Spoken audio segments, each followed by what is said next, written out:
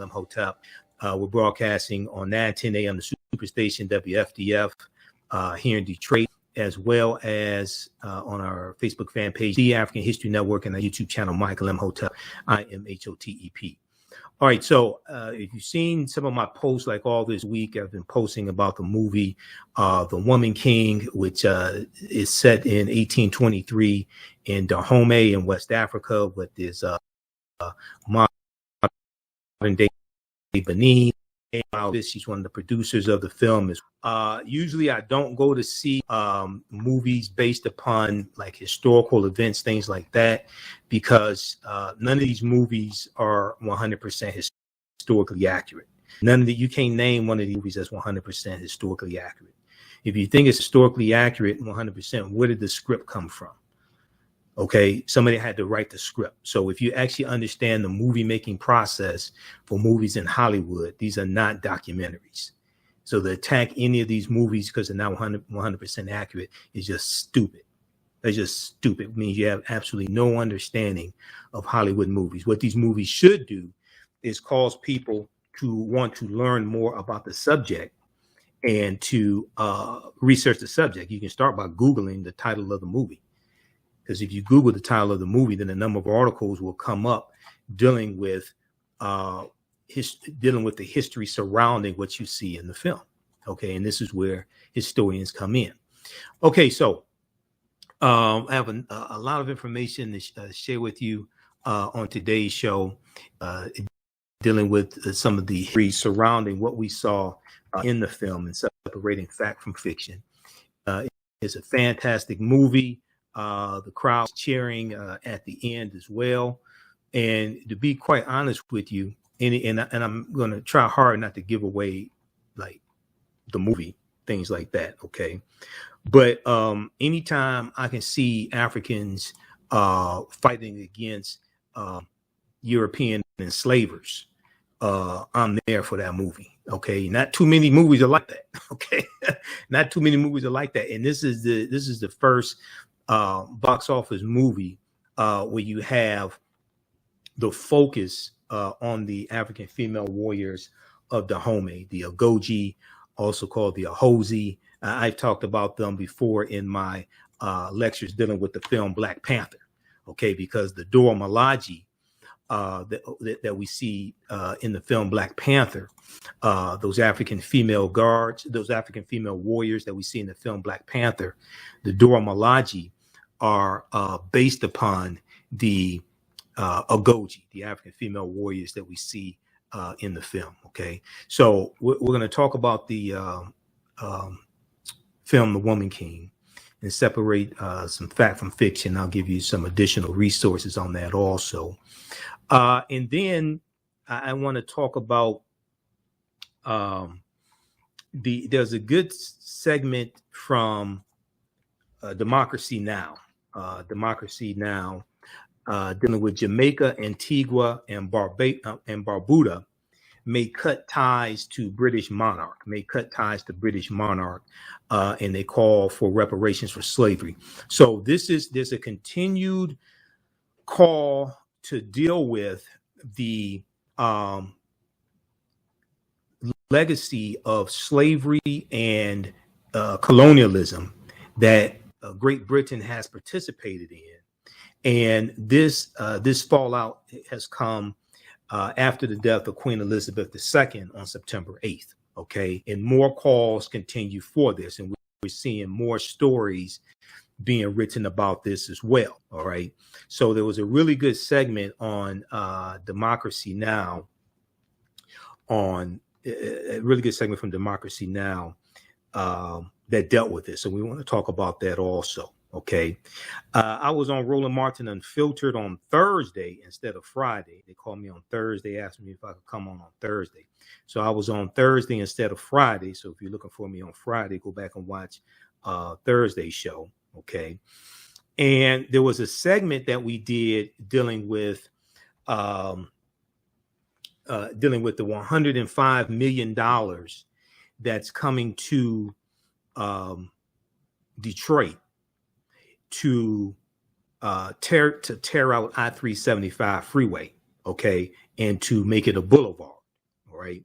And we know that I-375 freeway ran through Black Bottom in 1964, wiping out a lot of African-American homes. And then also I-75 goes through Paradise Valley, which is an adjacent community, which was a business district and entertainment district, okay? So this is all part of the $1.2 trillion infrastructure bill. We talked about this on Roland Martin Unfiltered, and Reese Colbert was sitting in for Roland. So we're going to share that segment with you as well, okay? And then we're going to be joined by Brother Nkosi, who is the founder of the African Math, AfricanMath.com. And we're going to learn more about African math and some of the history behind African math and its practical applications for African Americans today also. Okay, we'll talk about that as well. And we heard about Governor Ron DeSantis and Governor Greg Abbott, Ron DeSantis of Florida and Greg Abbott of Texas. We heard about them sending groups of migrants up to Washington, D.C., up to Martha's Vineyard, up to different cities up north, okay? And this is cruel and inhumane. They're lying to these people, telling them that jobs are waiting for you in a home and all different types of things like this are waiting for you, right? Well, there was a segment from MSNBC this week that dealt with reverse freedom rides. And this took place in 1962. There's been some articles written about this as well. Reverse freedom rides, where you had white supremacists who would bus African Americans and like civil rights activists, things like this. They would bus them up north and tell them that a job is waiting for you and a better way of life, etc. And that wasn't waiting for them. You know, the NAACP had to help out, things like this. This is cruel and inhumane. This is what these white supremacists are doing now. So we're going to talk a little bit about that. Reverse freedom rides. This is what white supremacists did in 1962, and this is what many of them are doing now, because they don't have any policies to run on that are going to make people's lives better. So they are trying to win votes by inflicting cruelty on people, and this ties into the fear of the browning of America as well.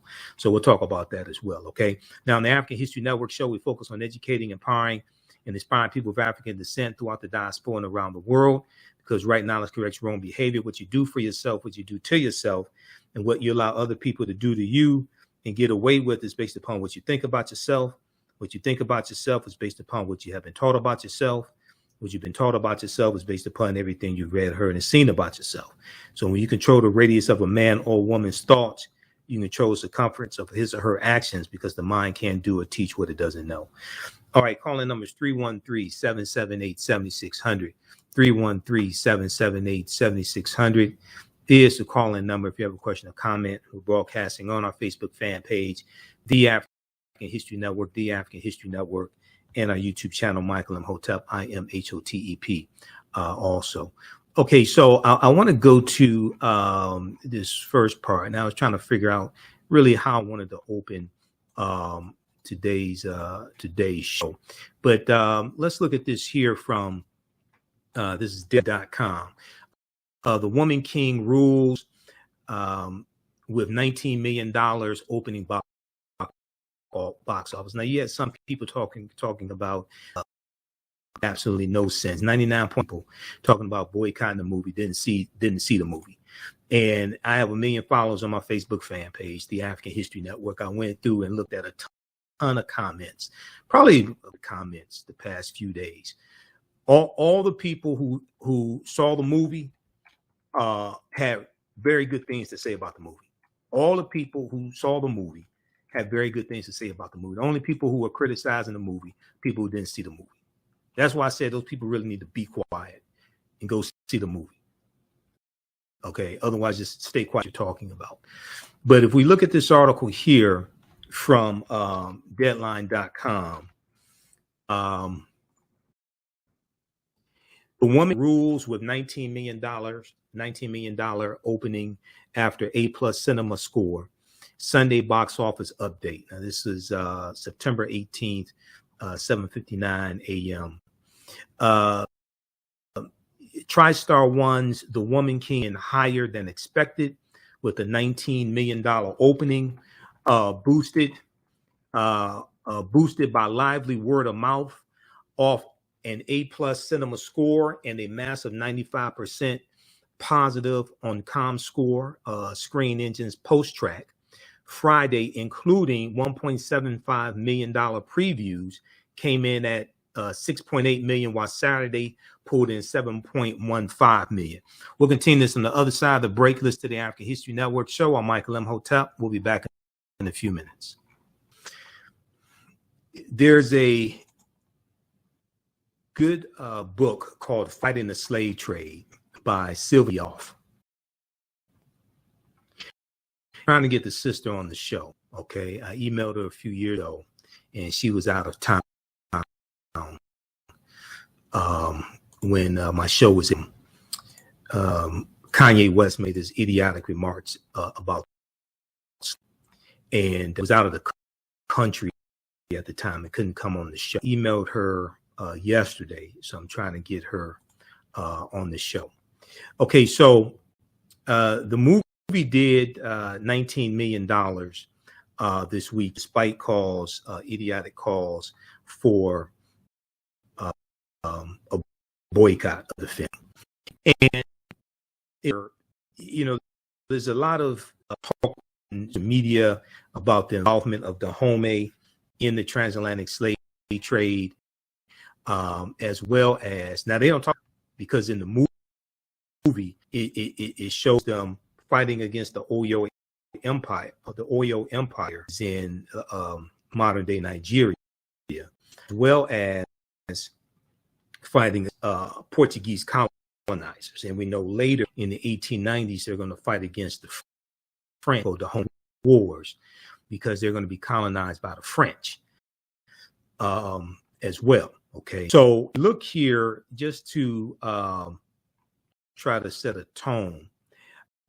If we look at this piece here, this is a synopsis of the movie Fighting the Slave Trade by Sylvian Diop. And this sister, Dr. Sylvian Diop, this sister, historian of the African diaspora. She's the author of numerous books. But Fighting the Slave Trade came out in 2003. Okay. Fighting the Slave Trade, West African Strategies. Fighting the Slave Trade, West African Strategies. This is a synopsis at Amazon.com, but try to get it. If you can get it from an African American bookstore first, that's good. If not, then you can get it from Amazon. It says, while most studies of the slave trade focus on the volume of captives and on their ethnic origins, the question of how the Africans organized their familial and communal lives to resist and assail the transatlantic slave trade, has not received adequate attention. But our picture of the slave trade is incomplete.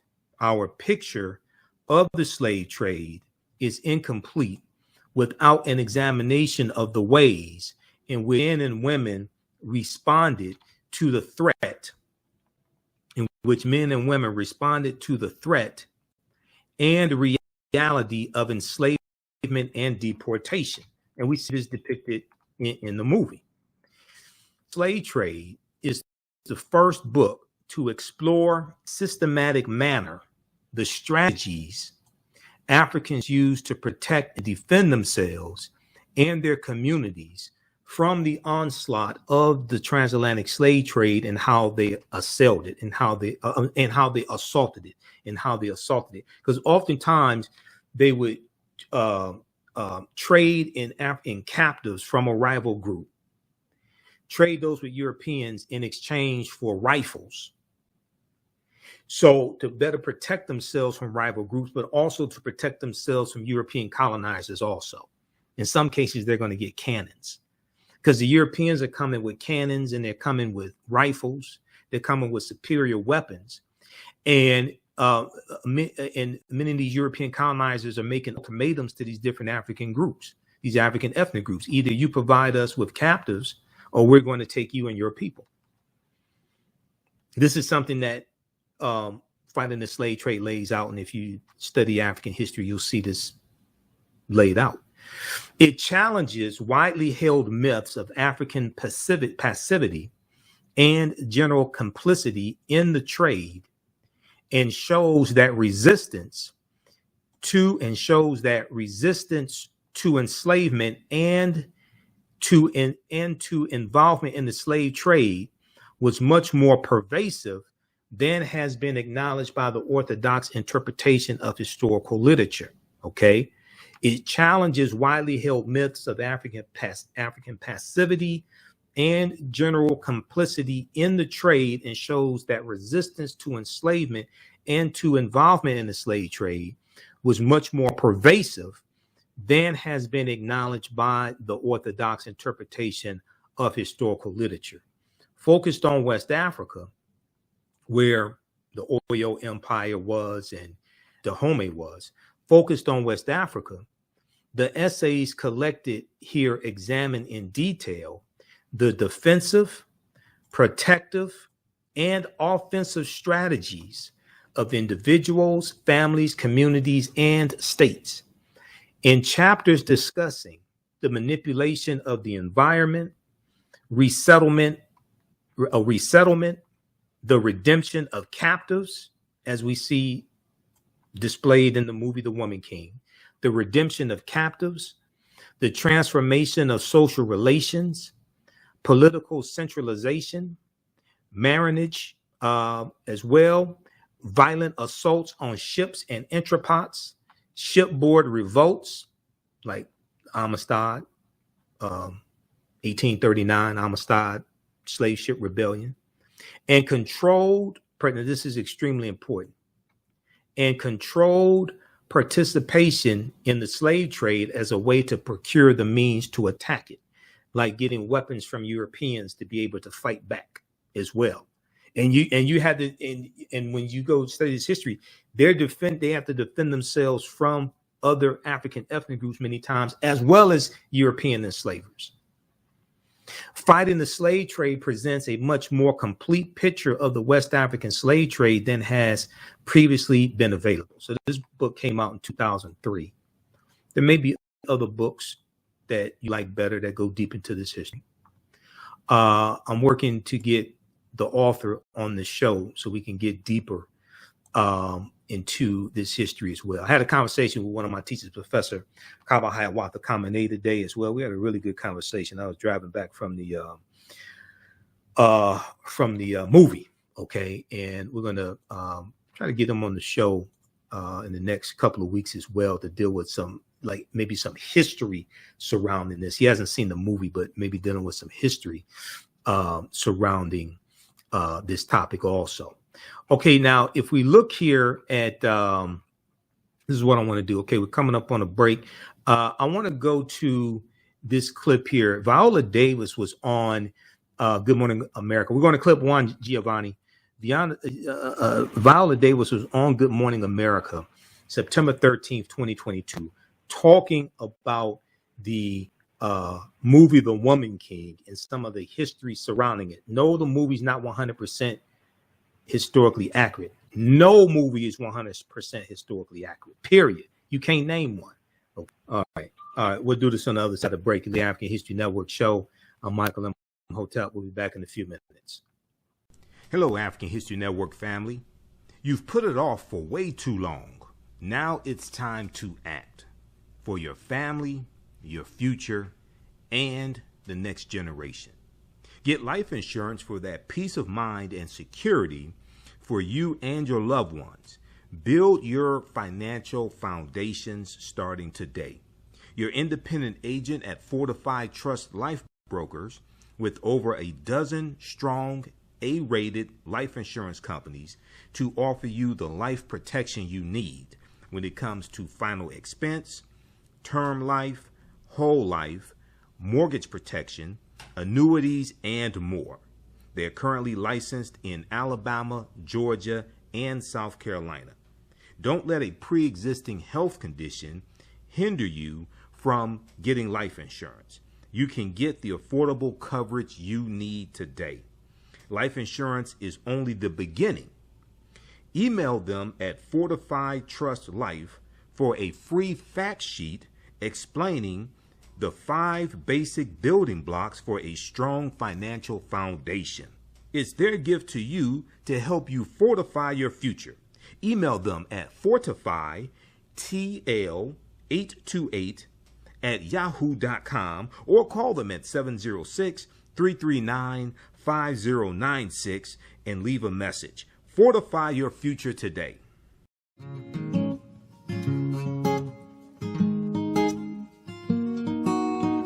IDO Network International, in collaboration with STL Black Woman, DACA, and ACTA, present the Royal Pilgrimage to the Americas, August 24th through the 28th.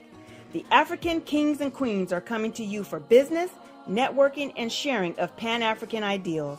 The venue will be the illustrious En Garde Arts Hotel in St. Louis, Missouri.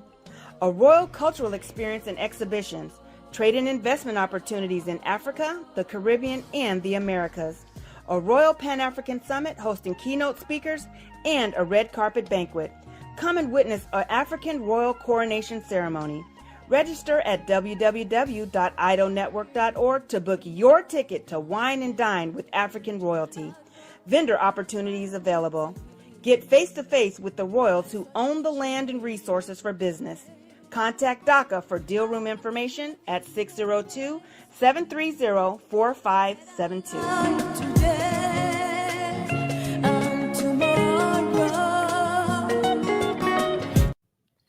Welcome back to the African History Network show right here on 910 AM, the Superstation, the Future Radio. I'm your host, Brother Michael Imhotep.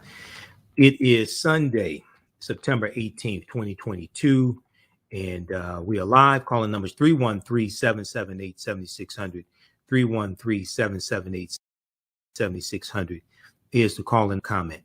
Okay, we're talking about the movie The Woman King. It did over $19 million this weekend. It should come in number 1. Okay, it should come in number 1 also. I want to go to this clip here. Viola Davis, who stars in the film, is General Naniska, which is his character. She was on Good Morning America on early this week. And I want to go to that clip. Let's go to clip number 1, please, Giovanni.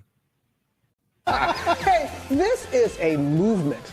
This is so much more than just a movie. And you even talked about it being so important to you and just that zenith for you. That sort of magnum opus, I call it. Yeah. I think the same reaction that you have as an audience is the reason why I did the movie.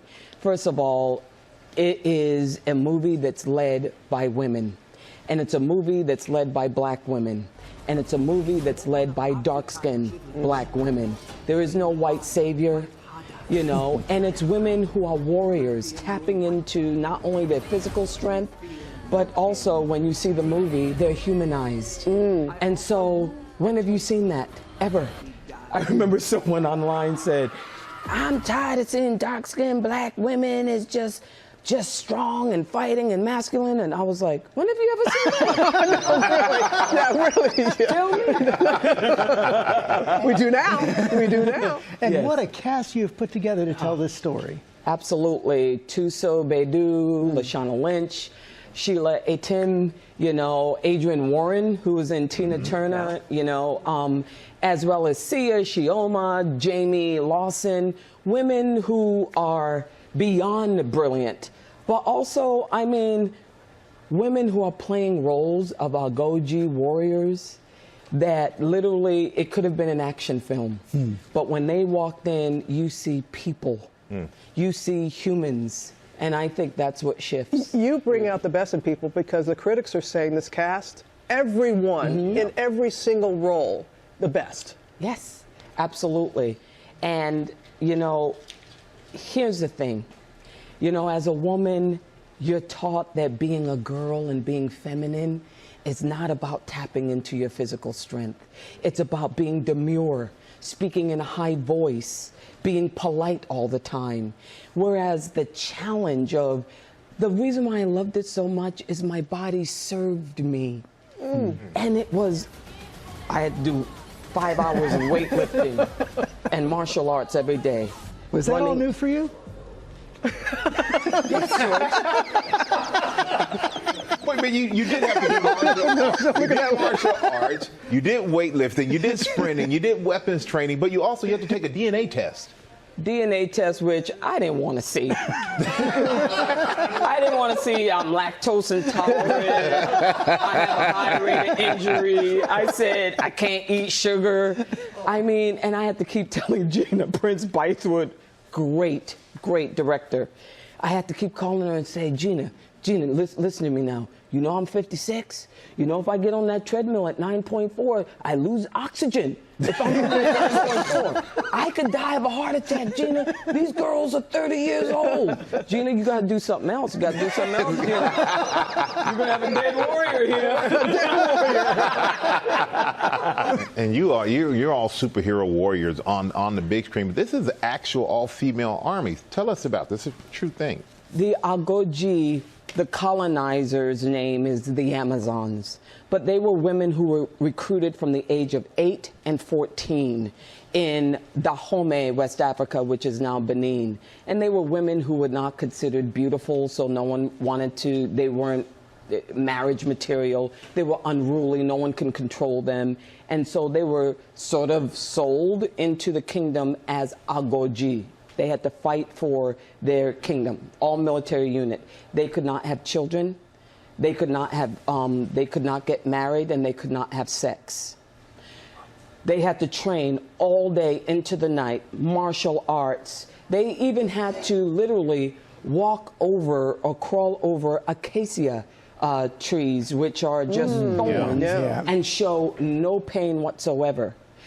But what's interesting is, as restrictive as that is, they took great pride in what they did. Because you know what? It made them matter. It gave them a purpose. And if they walked away from it and said they did not want to fight, they would be beheaded, a lot of them, or killed. And this is true history. There's only actually one book out there about the Agoji, which is The Amazons of the Black Sparta, which is part information, great reference book, and partly really painfully offensive. Calling these dark-skinned women bestial and ugly. And you know what, when I say that this is my magnum opus, this is my gift to the 6-year-old Viola, who was always called black and ugly. That 6-year-old girl that was always running from the bullies. This is me sort of reaching back to her and saying, look, you matter. And you surviving and you being tough, you keep being tough. That sort of affirmation of purpose. And it literally it's going to be transformative, I think, for even white men, white women, every type.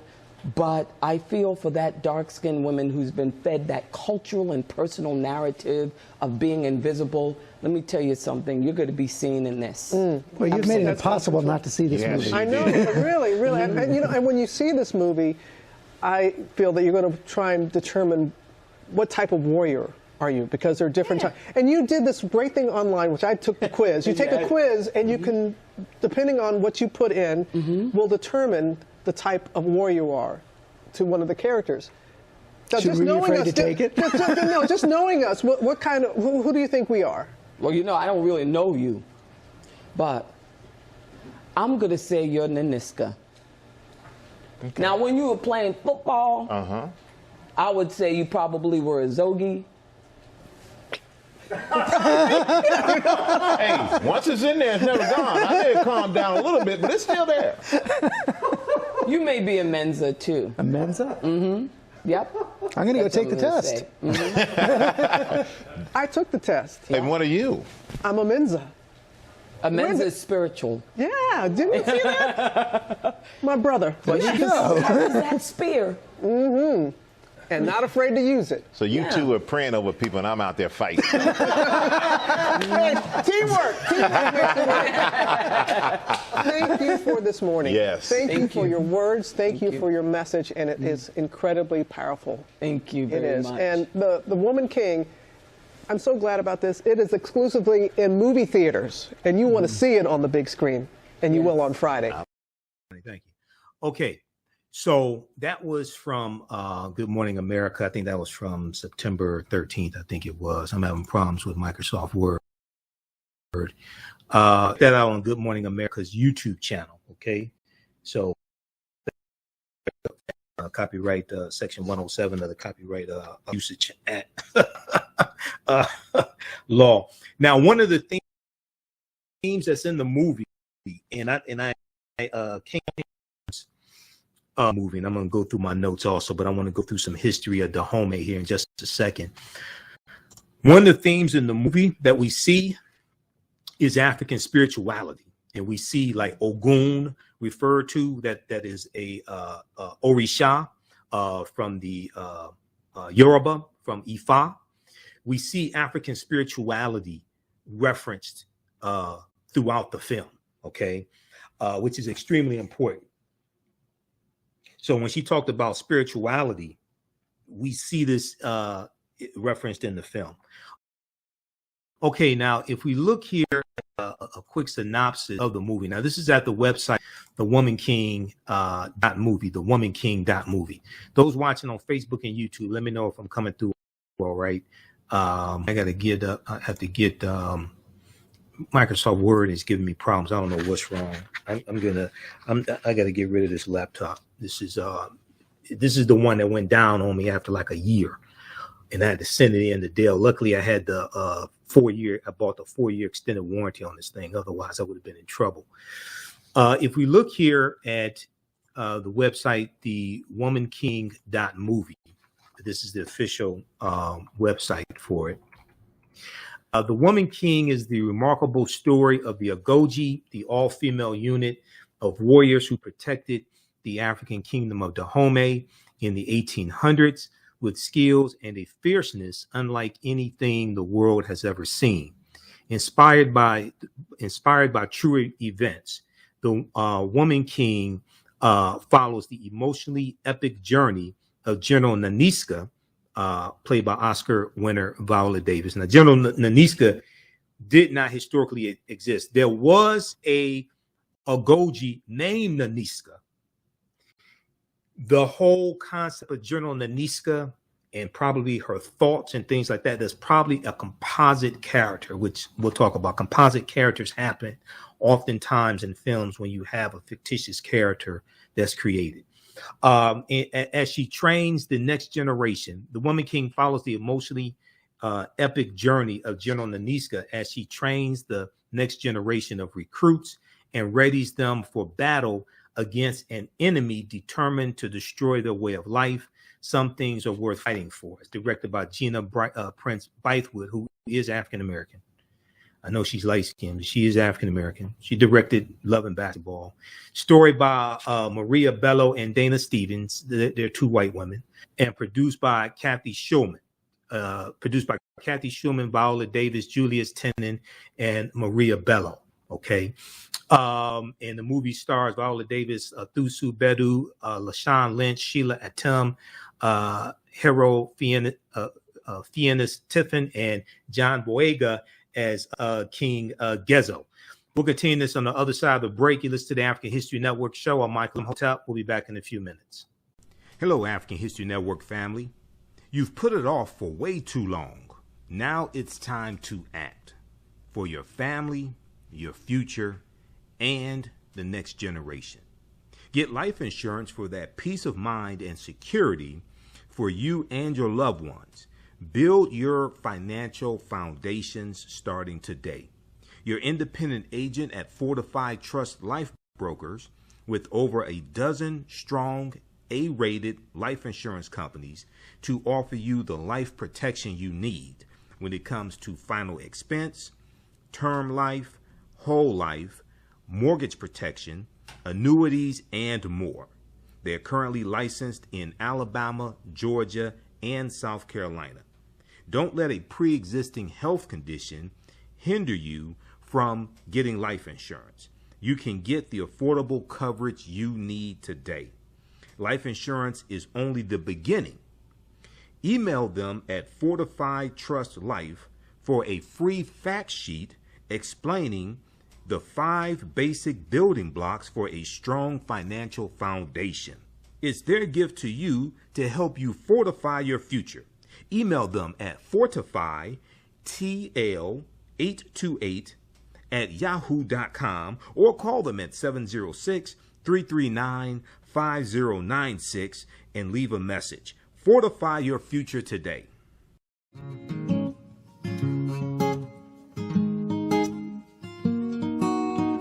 IDO Network International, in collaboration with STL Black Woman, DACA, and ACTA, present the Royal Pilgrimage to the Americas, August 24th through the 28th. The African kings and queens are coming to you for business, networking, and sharing of Pan-African ideals. The venue will be the illustrious En Garde Arts Hotel in St. Louis, Missouri. A royal cultural experience and exhibitions, trade and investment opportunities in Africa, the Caribbean, and the Americas. A Royal Pan-African Summit hosting keynote speakers, and a red carpet banquet. Come and witness an African royal coronation ceremony. Register at www.idonetwork.org to book your ticket to wine and dine with African royalty. Vendor opportunities available. Get face-to-face with the royals who own the land and resources for business. Contact DACA for deal room information at 602-730-4572.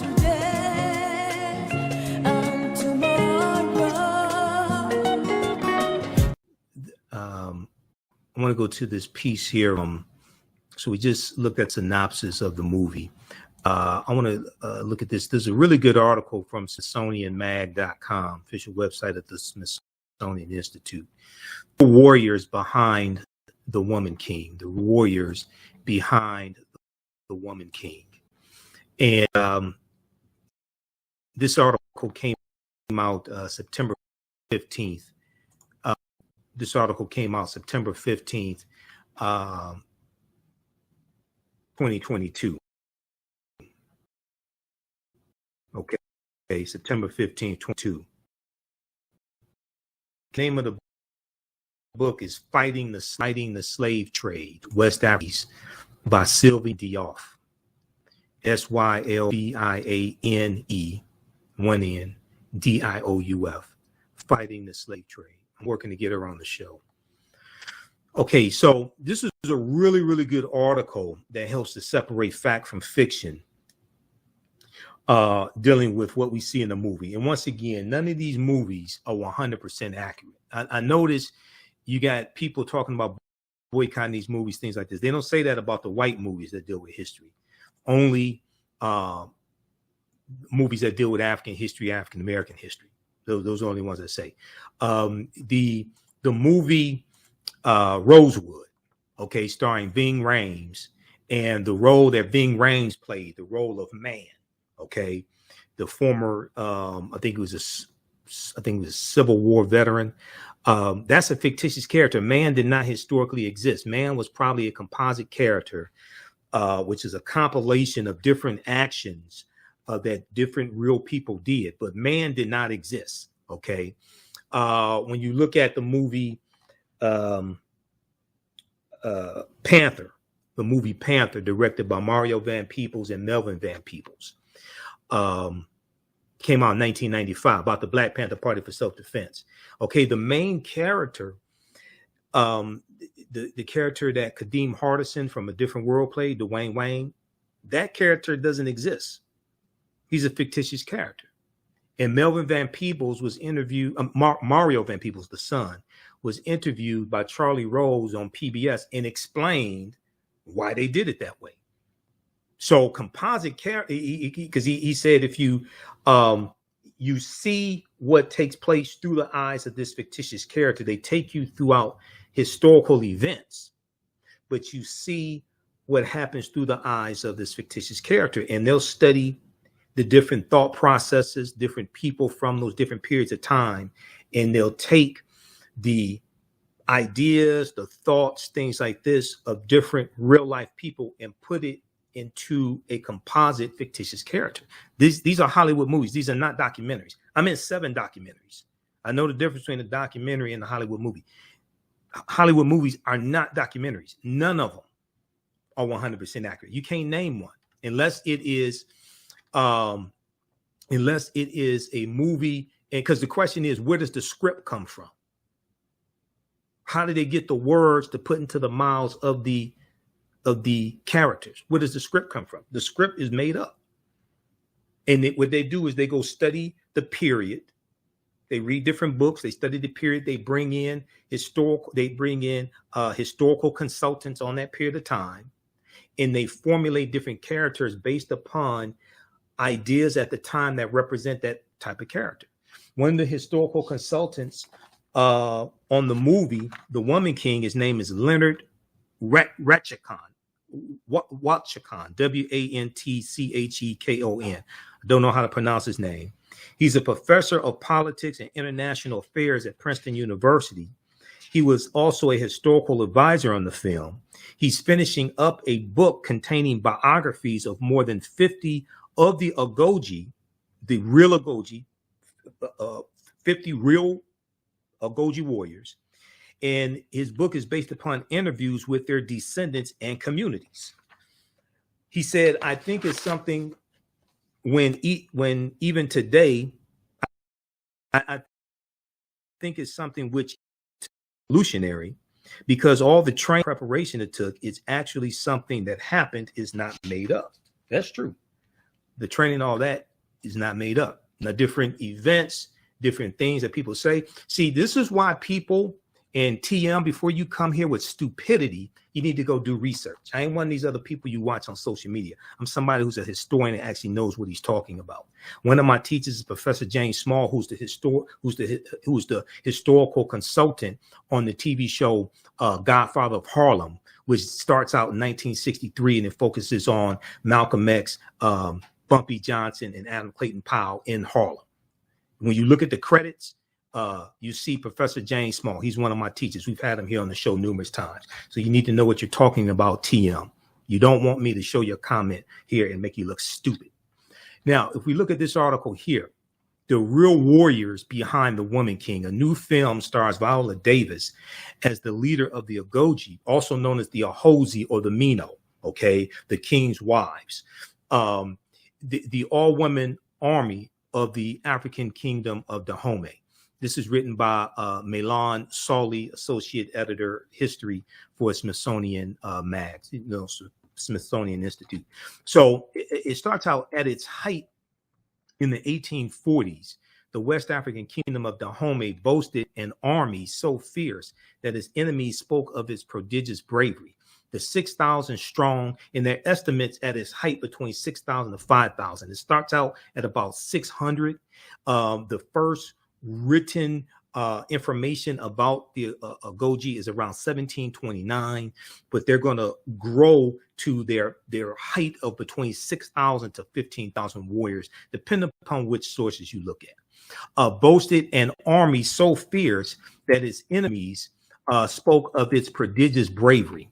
The 6,000 strong force, known as the Agoji, raided villages under cover of darkness, took captives and slashed off resistors' heads to return to their king as trophies of war. Through these actions, the Agoji established Dahomey's preeminence over neighboring kingdoms and became known by European visitors as Amazons due to their similarities to the warrior women of Greek mythology. Okay, now The Woman King, a new movie starring Viola Davis. Let's see how large we can blow this up. Okay, The Woman King, starring a new movie starring Viola Davis as a fictionalized leader of the Agoji. And oftentimes when you see different movies, Hollywood movies, because these are not documentaries, they'll have fictitious characters that are composite characters. And Naniska is a real Agoji warrior but it is not. She wasn't a general, okay, and it appears that Viola Davis's character was not based upon the real, generally speaking, the real Nanisca, because Nanisca was not a general. Fictionalized leader of the Goji tells the story of this all-woman fighting force, directed by Gina Prince Bythewood, who is African American. The film takes place as conflict engulfs the region, and the specter of European colonization looms ominously. It represents the first time that the American film industry has dramatized the compelling story. We'll continue this on the other side of the break and separate fact from fiction. You listen to the African History Network show. I'm Michael Imhotep. We'll be back in a few minutes. Reparations' 4th annual Black Cooperative Solidarity Conference 2022 is taking place Saturday, October 8th, 2022. They welcome you to the Black Solidarity Co-op Conference hosted by Repaired Nations. They are excited to offer their virtual conference on cooperative action in the African diaspora community. Their theme this year is I versus We, Repairing a Nation. I versus We, Repairing a Nation. Working toward that goal, they've put together a stimulating day of workshops on Saturday, October 8th, 2022, taking place 10 a.m. to 4 p.m. Pacific Standard Time. They're offering virtual classes around building cooperatives, funding resources, land sovereignty, and travel around the African diaspora. They are looking to offer popular education in the following areas: how to work collaboratively, Black identity, finances, and how to fund your cooperative, Black independent spaces, Black greatness, collective versus individualistic mindset. This is an all virtual session taking place Saturday, October 8th, 2022. Suggested donation is between $5 to $20. Donation encouraged but not required. Join them as they help to shift the paradigm toward a more cooperative consciousness on the planet. See, lessons are consequence. Catch it all right here on 910 AM Superstation, WFDF Farmington Hills, Detroit. 910 AM Superstation, a division of Adele Media. The views and opinions expressed on any program are those of the producers and appearing on the program and do not necessarily reflect the views and opinions of 910 AM Superstation or Adele Media. Welcome back to the African History Network show right here on 910 AM, the Superstation, the Future Radio. Okay, as I was explaining during the break, the movie Malcolm X, that movie wasn't 100% historically accurate. You had some people that talked about that some then, but they, generally speaking, people didn't just trash the movie. I don't remember anybody saying, oh, we need to boycott the movie. Now, you didn't have social media like you have it today. That movie came out in 92. That was before Google even was invented. Google wasn't created till 1995. And YouTube wasn't created till 2005. But the character of Brother Baines in the movie Malcolm X, Brother Baines didn't even exist. Brother Baines was a composite character. This is commonplace in Hollywood movies. When you deal with like historical events and historical people, Brother Baines didn't exist. Brother Baines is a composite of John Bembry. John Bembry, Bembry, was the older African-American prisoner who encouraged Malcolm Little, okay, who becomes Malcolm X, encouraged him to study and educate himself and to read while he's in prison. This was before Malcolm was exposed to the Nation of Islam and the teachings of the Honorable Elijah Muhammad by his siblings. That's John Bembry. But you have to understand history enough to even understand who the hell John Bembry is and the significance of him and the fact that Brother Baines in the movie Malcolm X didn't exist. He was a composite character. So there's a lot of composite characters in these movies that people watch that deal with history. They don't know enough about history to understand that what they're seeing isn't real. Like the character of Man in the movie Rosewood that Ving Rhames played. He didn't exist.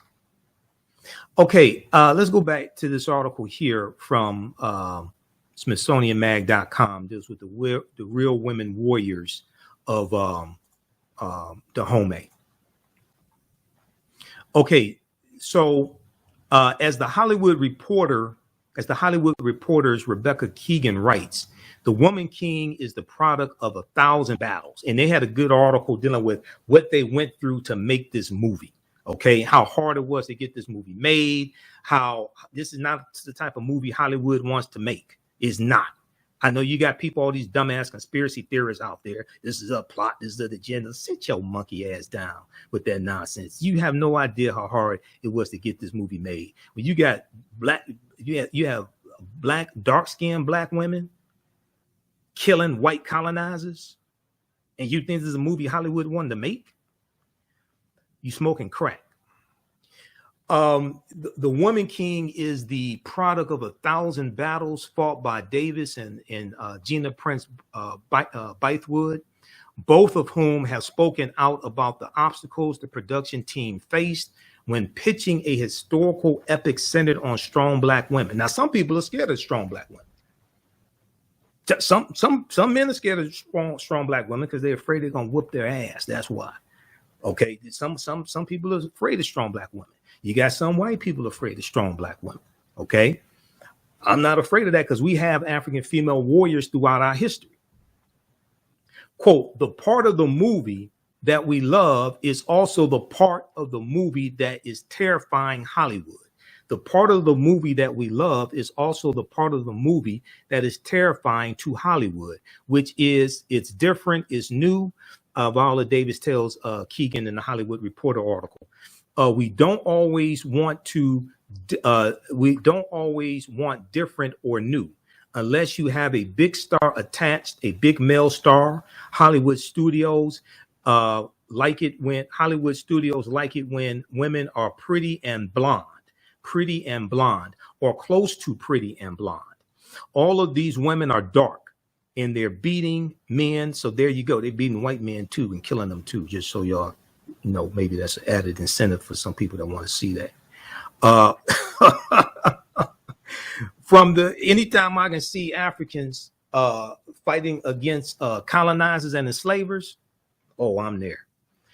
From the origins of the Agoge to Dahomey's eventual fate, here's what you need to know about the true history behind the Woman King ahead of its arrival in theaters on September 16th. Now, is this Woman King based on a true story? I would say it's loosely based. There's extensive dramatic license, which a lot of movies have. A lot of movies have extensive dramatic license. This is why normally I don't go see a lot of historically based films, okay? This is why I don't go see a lot of historically based films. Now, I don't say don't make it, things like this. I say we need to deal with the real history. We need to deal with the real history of these behind the movies. And this is the conversation I had with one of my teachers, Professor Kaba Hiawatha Kamene today. I said, we have to teach, this is the role of historians. We have to teach the real history behind this, expose this to people. Say, this is what you saw in the film, okay? This is what's true in the film. This is what's false in the film. You don't have to attack the film. You don't have to degrade it, things like this. Say, okay, this was the movie. This was Hollywood. Now, here's the real history. Here's what we learned from this, okay? Now, somebody who's very special to me just sent me a text message. She asked a question. Why are some black men being cold or indifferent to this movie? Because some black men are cold and indifferent to black women. Unfortunately, now what I say may go outside the circumference of some people's awareness. And if you may disagree with it or not, don't like it, but I can prove it. Unfortunately, oftentimes we deal with white male patriarchy dressed up in a red, black, and green dashiki.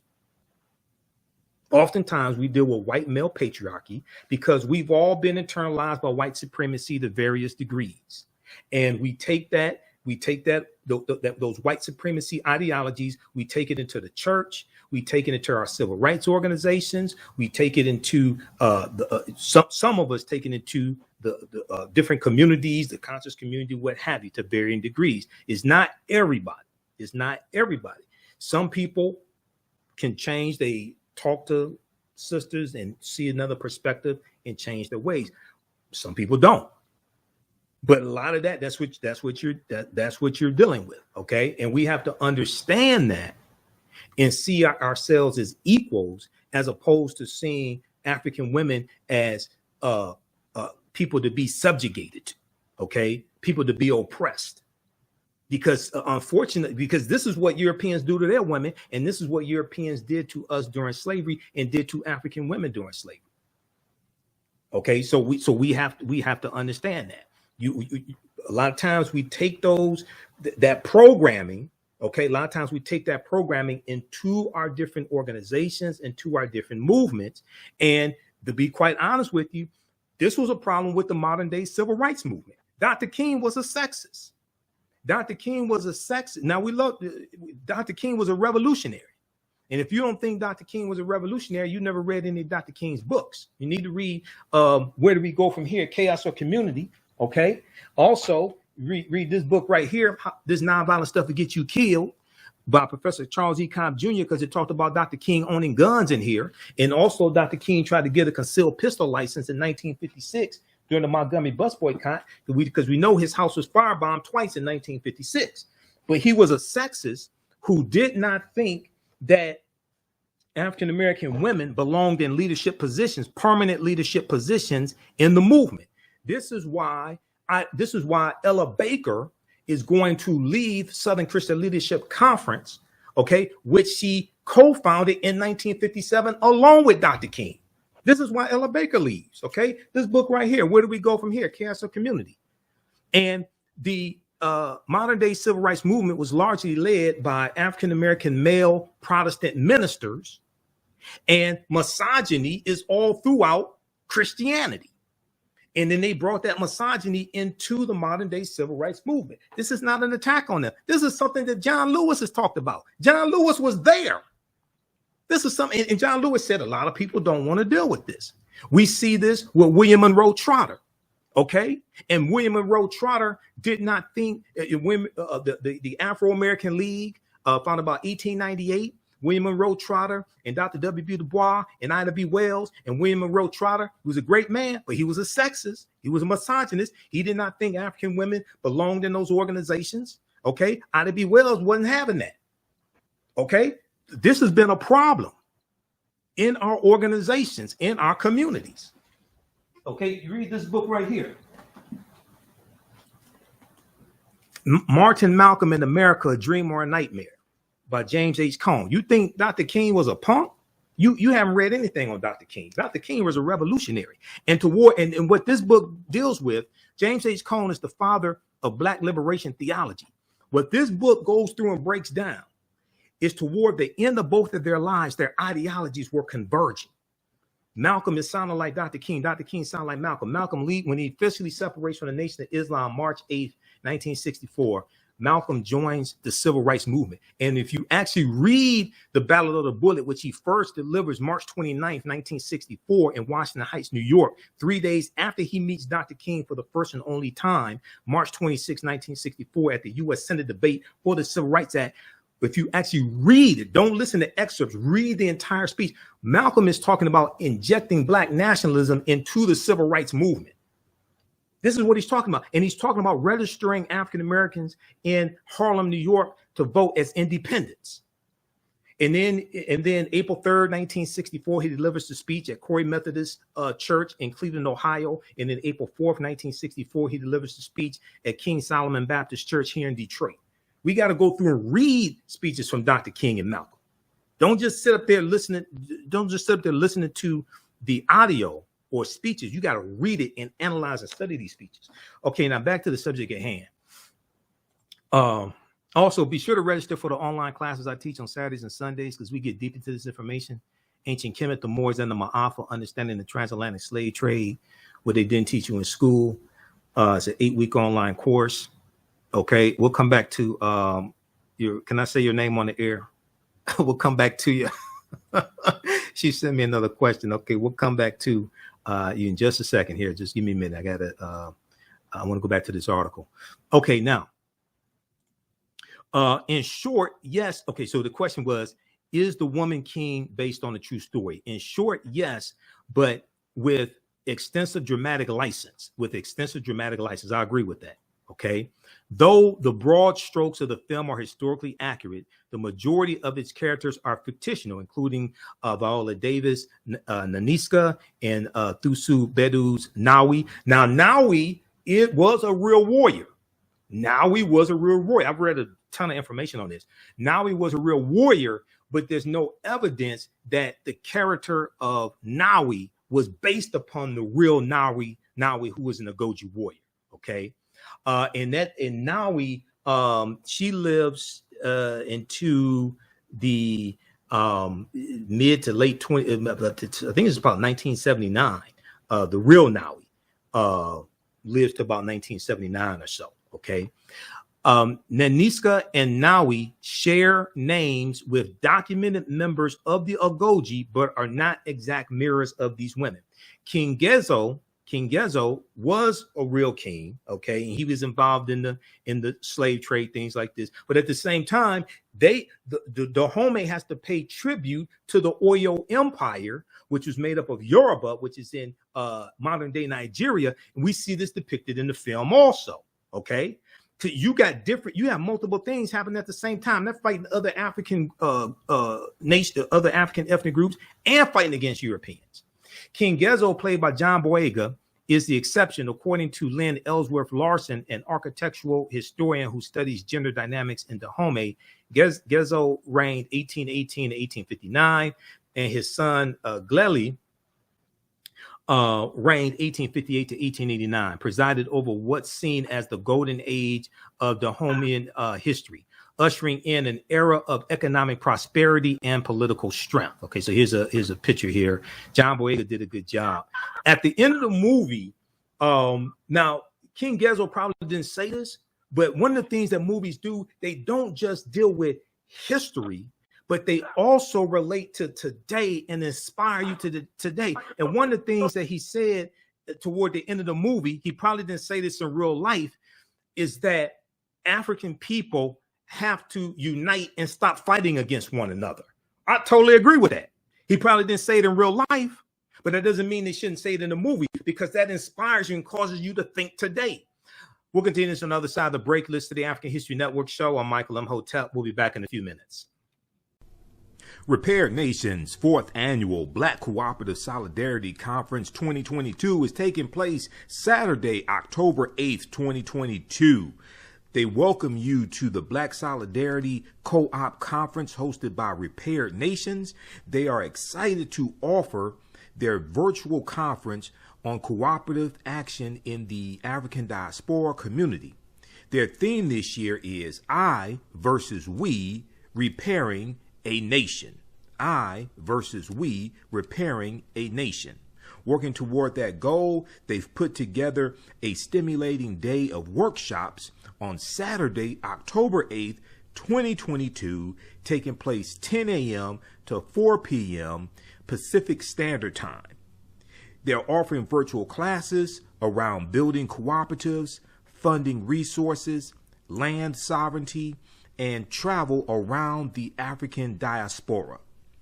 They are looking to offer popular education in the following areas: how to work collaboratively, Black identity, finances, and how to fund your cooperative, Black independent spaces, Black greatness, collective versus individualistic mindset.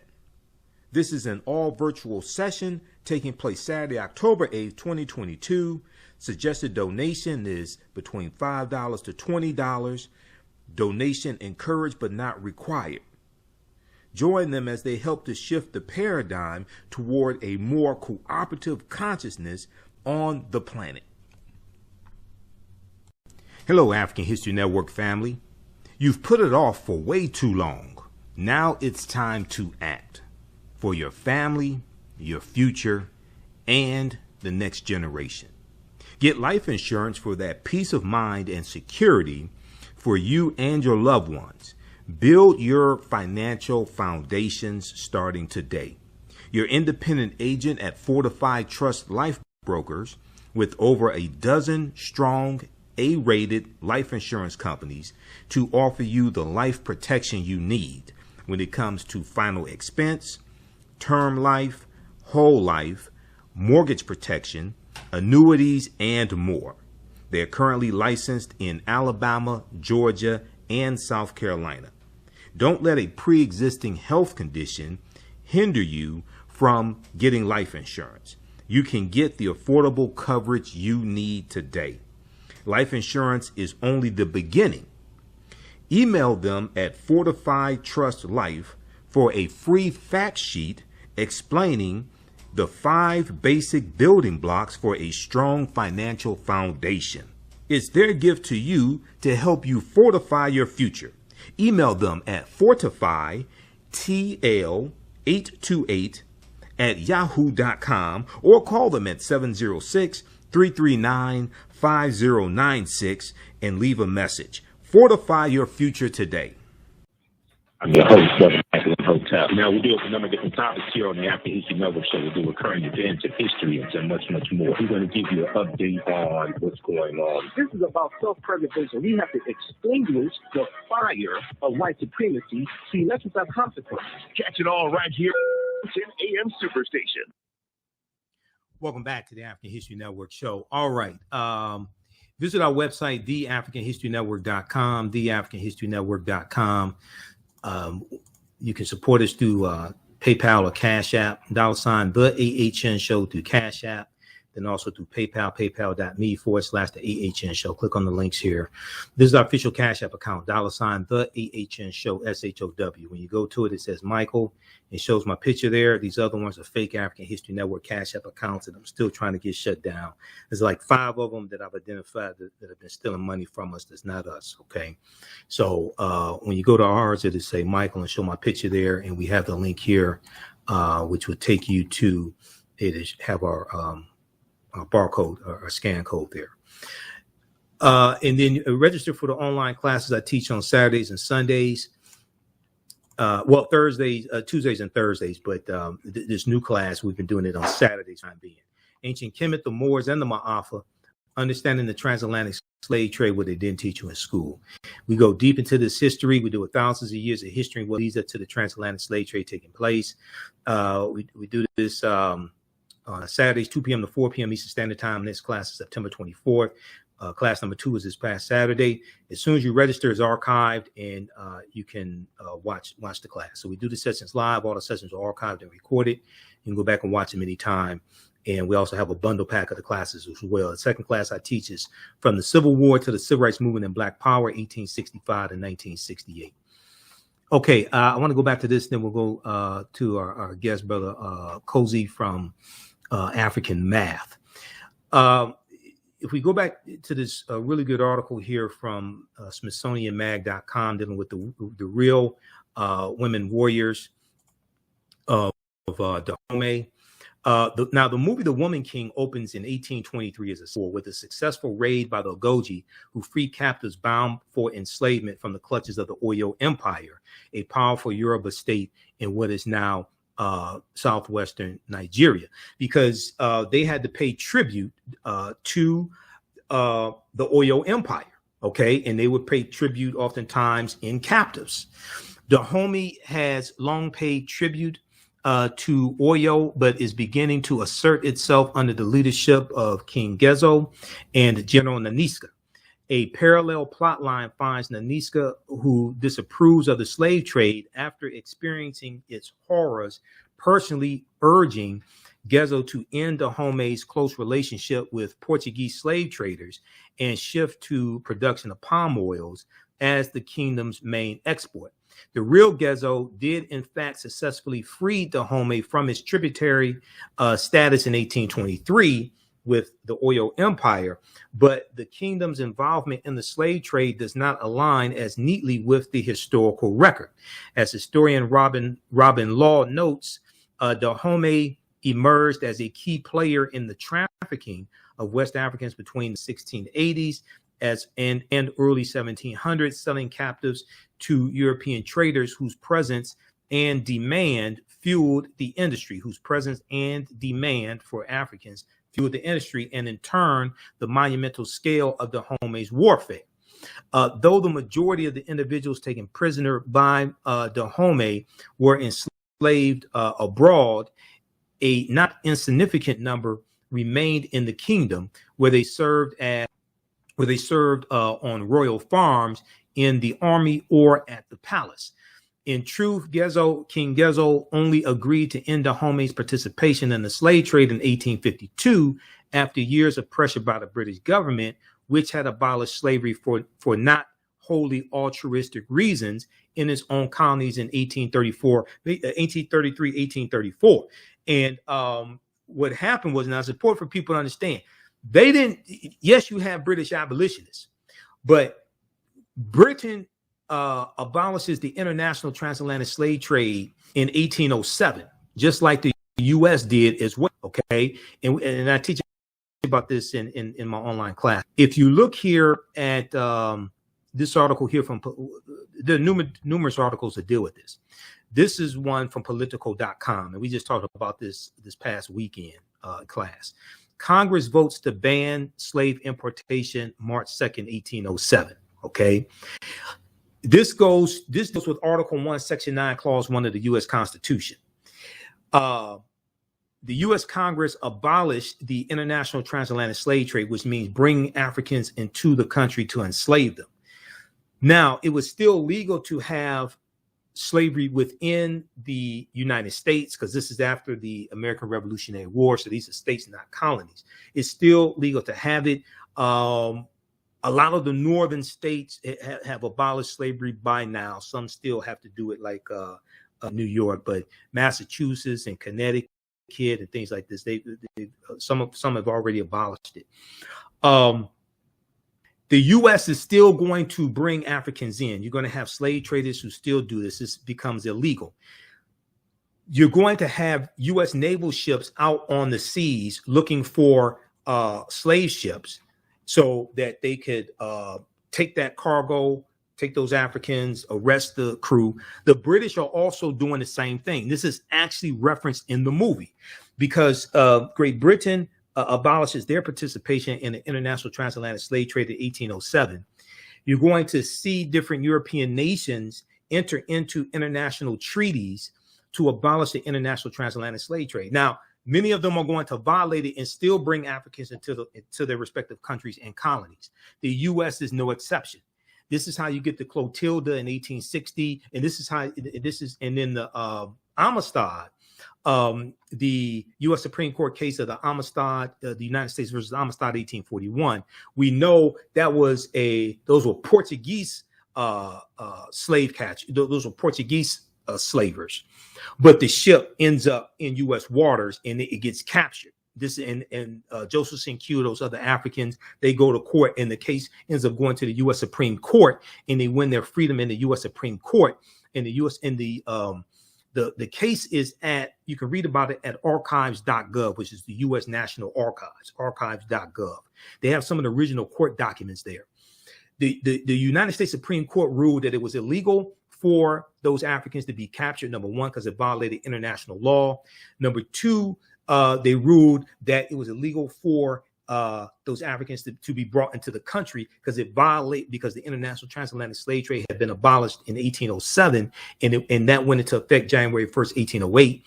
And they won their freedom in the U.S. Supreme Court. They ended up being sent back to Africa. Now, it was abolitionists. The court didn't award them money to go back to Africa. It was abolitionists who had to raise money to send them back to Sierra Leone. Okay.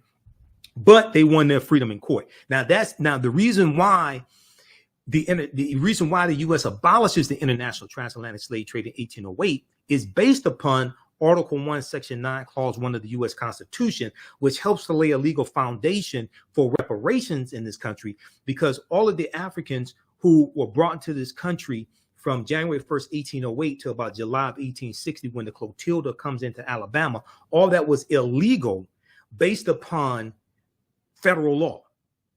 So now you have a legal argument. Just saying that we worked for free for 246 years is not a legal argument, because what law are you citing the slaves were supposed to be paid? Was it a law in a colony? Which colony? Was it a law in a state? Which state? Just because there's one state doesn't mean it applies to the other states. You have different individual state governments. Was it federal law? What federal law are you citing? But understanding law and that the judicial branch of the federal government interprets law from the legislative branch of the federal government, then if we ever do get reparations, guess what? If it goes to court and it's not on sound legal foundation, guess what? It's going to be struck down like Roe versus Wade. And this is something that the cut the check people, a lot of them are not thinking about, maybe a few of them. That's why we have to understand history and law to make legal arguments for reparations. That's based upon Article 1, Section 9, Clause 1 of the U.S. Constitution. We'll pull that up on the other side of the break because I deal with this in the class as well. Okay, I want to go to, we're coming up on a break here. We're going to continue this after this interview here I'm going to do with Brother Nkosi. Thanks for holding Brother Nkosi as well. We're going to be on right here. Brother Nkosi is, I met at the Liberated Minds Black Homeschooling Education Expo a few years ago. And he gave me a ride back to the hotel, got to go get my DVDs and things like that. And this brother has some fantastic information dealing with African math. Now, African math is an ancient mathematics system which thrived throughout the entire continent of Africa during the prehistoric era, but unfortunately fell out of common use due to upheavals caused by the Great Maafa Kiswahili term, which refers to our Holocaust, the transatlantic slave trade. This once lost ancient African indigenous knowledge system has been revived and is being reintroduced as a modern math program, thanks to 10 years of research and development by an independent researcher who has organized this African intellectual treasure into a practical curriculum. And when I met him at the Liberated Minds Black Homeschooling Education Expo in Atlanta, he had a vendor booth and he was educating people on African math. Kumi African Abacus Numeracy Game Book #1 is the first of a growing series of African math activity books available at Amazon.com with easy to follow along book. It's an easy to follow along book with tutorials which can be found on the African Math YouTube channel. When we come back from the break, we're going to speak with Brother Nkosi. Listen to the African History Network show. I'm Michael Imhotep. We'll be back in a few minutes. On the African History Network show, we do current events and history and much, much more. We're going to give you an update on what's going on. This is about self-preservation. We have to extinguish the fire of white supremacy so elections have consequences. Catch it all right here on 910 AM Super. Welcome back to the African History Network show. All right. On the line, we have Brother Nkosi with African Math, AfricanMath.com. And right before the break, I was giving you a brief synopsis of African math. This is a brother who I met at the Liberated Minds Black Homeschooling Education Expo some years ago, because the first time I went was like 10 years ago. It was taking place in Atlanta, but now it's virtual. So we just had a conference in June. I think it was June, and I was one of the presenters there in June. But welcome to the African History Network show, Brother Nkosi. How you doing today, brother? Thank you, Mike. I really appreciate this opportunity. Oh, no problem, brother. Okay, so give us some more information. I gave a brief synopsis of African math, and once again, people can purchase the books at Amazon.com. Kumi African Abacus Numeracy Game Book, and we'll get that information up on the screen also. But give us some more information on African math. African math, to, of course, prehistoric times. It is a combination of very advanced math systems that can be traced back to Southern Africa, East Africa, West Africa, Northern Africa. Even the Olmec Empire here in America seemed to have certain roots in African math, because when I did the research and started following the breadcrumbs, I noticed that Africans have a very diverse number of spoken languages. Mm-hmm. And then as I did the research, I realized that the same way we have a very diverse number of spoken languages, we also have a very diverse method of mathematical languages. Okay. So when I started following the breadcrumbs, even when I went to South Africa, it's just amazing how even the counting systems in Africa tie into those mathematical languages. Okay. So is there now, do people have to learn an African language to do African math? If so, which African language would maybe be the primary one? Oh man, that's a very good question. So no, you don't have to learn an African language. What you have to learn is the counting structure embedded within African languages. So when I follow the breadcrumbs back, and I don't want to get too much into the math because it can be but the math is very sophisticated. But right. If you look at the counting languages in Africa, ancient African ancestors, they embedded algorithms into the counting systems. So if you go to South Africa, there's counting systems, very advanced algorithms. Like instead of when you get to 8, there's an algorithm that says 10 take away 2 equals 8, and 10 take away 1 is how you would say 9. Right.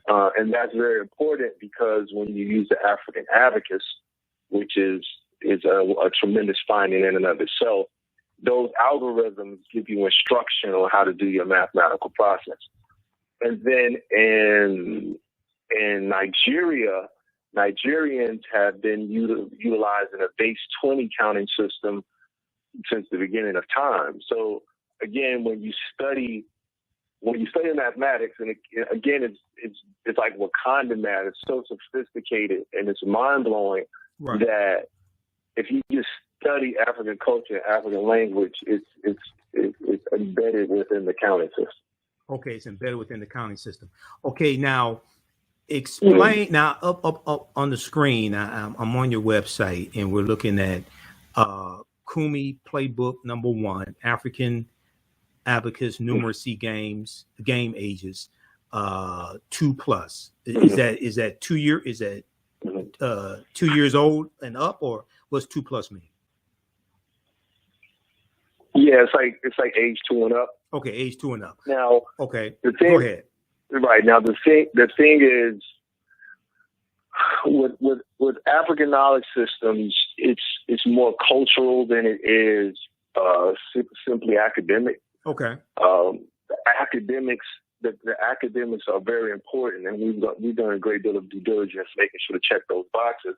Okay. But what we found is that there's a lot lost with the approach to education by not making it integrated generationally as far as in a culture. So if you study African culture and rites of passage ceremonies in every phase of life, every generation is integrated somehow into some facet of life. And there's a large deal of involvement by elders and by parents. And that's just African culture.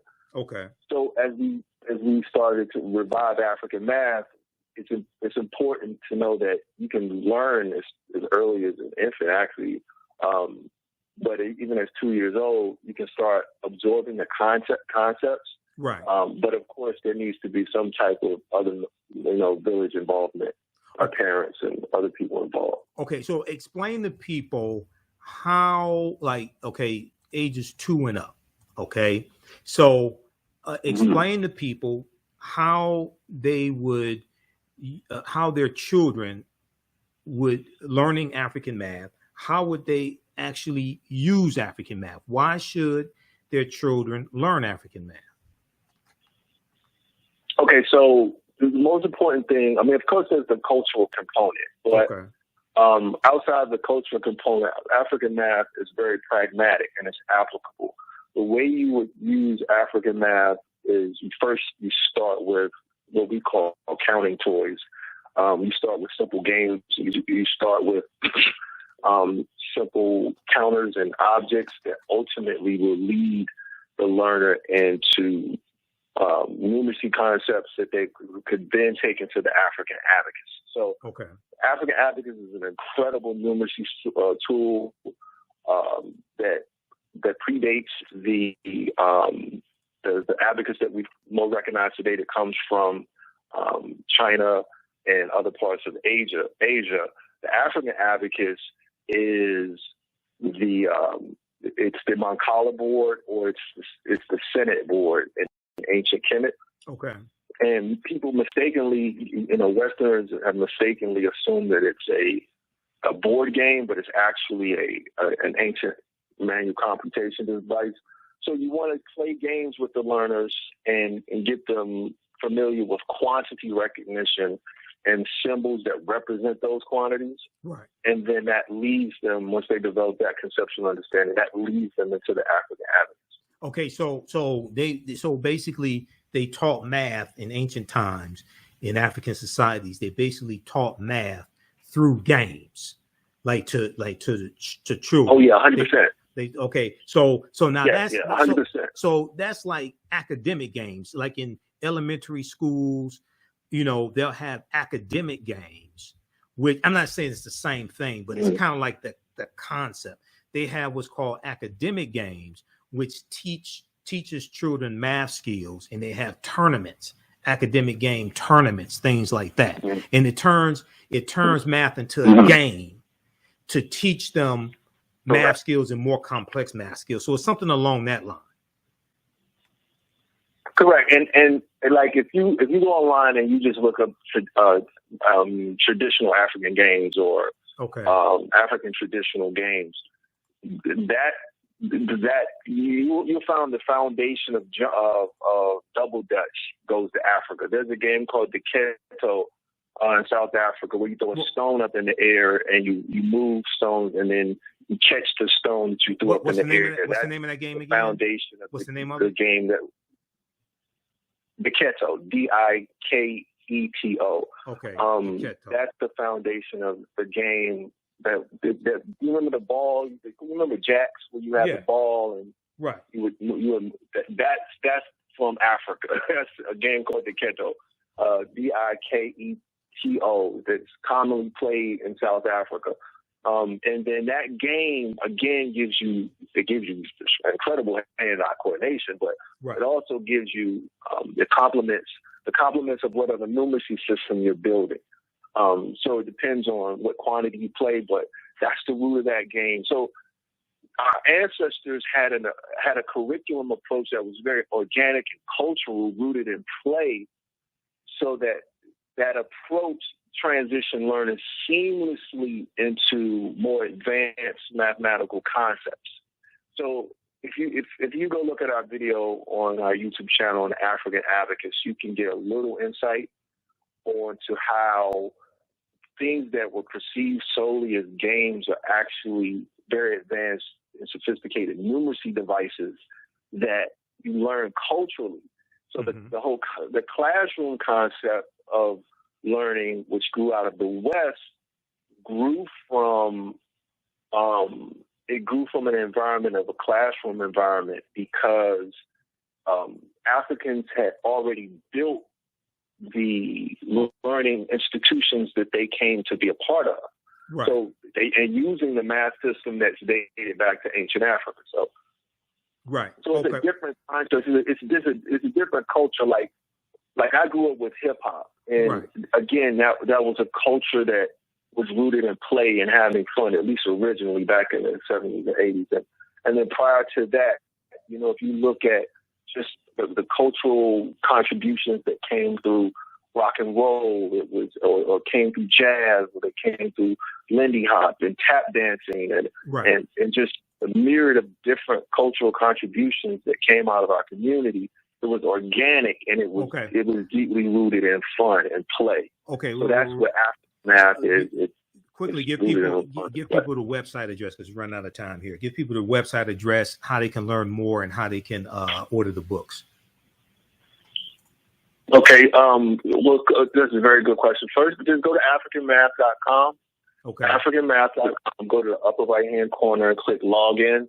Okay. And then it'll give you an option at the bottom middle to join. To join now. Okay. And if you just join our mailing list or subscription, that would be a good way for us to keep in contact with you, keep you abreast of what's going on. Okay. And we're also teaching a class right now, Liberated Minds. So just go to our website and we'll send you that information All right. out. AfricanMath.com. When you join. Yeah, and then also click on books because you can order the books there at the top of the page. All right, Brother Cozy, we're going to have you back. Thanks for coming on tonight, man. Take care, brother, okay? All right. Peace. Thank you, Mike. All right, peace. All right, everybody, we'll be back in a few minutes. Listen to the African History Network show. We're going to continue our discussion dealing with the movie The Woman King, and we're going to answer some of your questions. We'll be back in a few minutes. Stand by. Repair Nation's 4th Annual Black Cooperative Solidarity Conference 2022 is taking place Saturday, October 8th, 2022. They welcome you to the Black Solidarity Co-op Conference hosted by Repair Nations. They are excited to offer their virtual conference on cooperative action in the African diaspora community. Their theme this year is I versus We, Repairing a Nation. I versus We, Repairing a Nation. Working toward that goal, they've put together a stimulating day of workshops on Saturday, October 8th, 2022, taking place 10 a.m. to 4 p.m. Pacific Standard Time. They're offering virtual classes around building cooperatives, funding resources, land sovereignty, and travel around the African diaspora.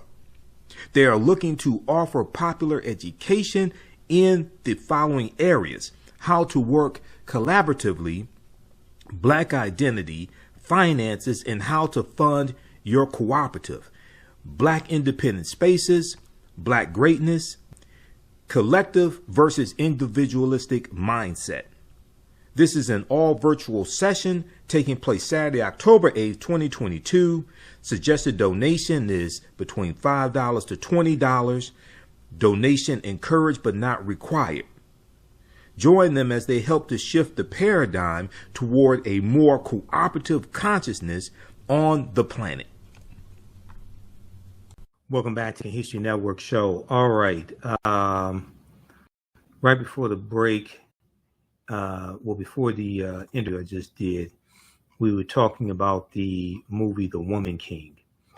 I was looking up some information here, Article 1, Section 9, Clause 1 of the U.S. Constitution. So you can look at this at congress.gov, okay? This is what abolished the U.S. participation in the international transatlantic slave trade.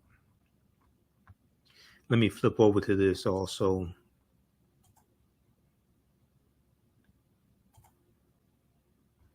Okay, this is at congress.gov, Article 1, Section 9, Clause 1, restrictions on the slave trade, restrictions on the slave trade. A lot of people don't know that the U.S. Constitution lays the foundation for a legal argument for reparations. Reason why we don't understand this is because most of us don't understand history or law. This is problematic.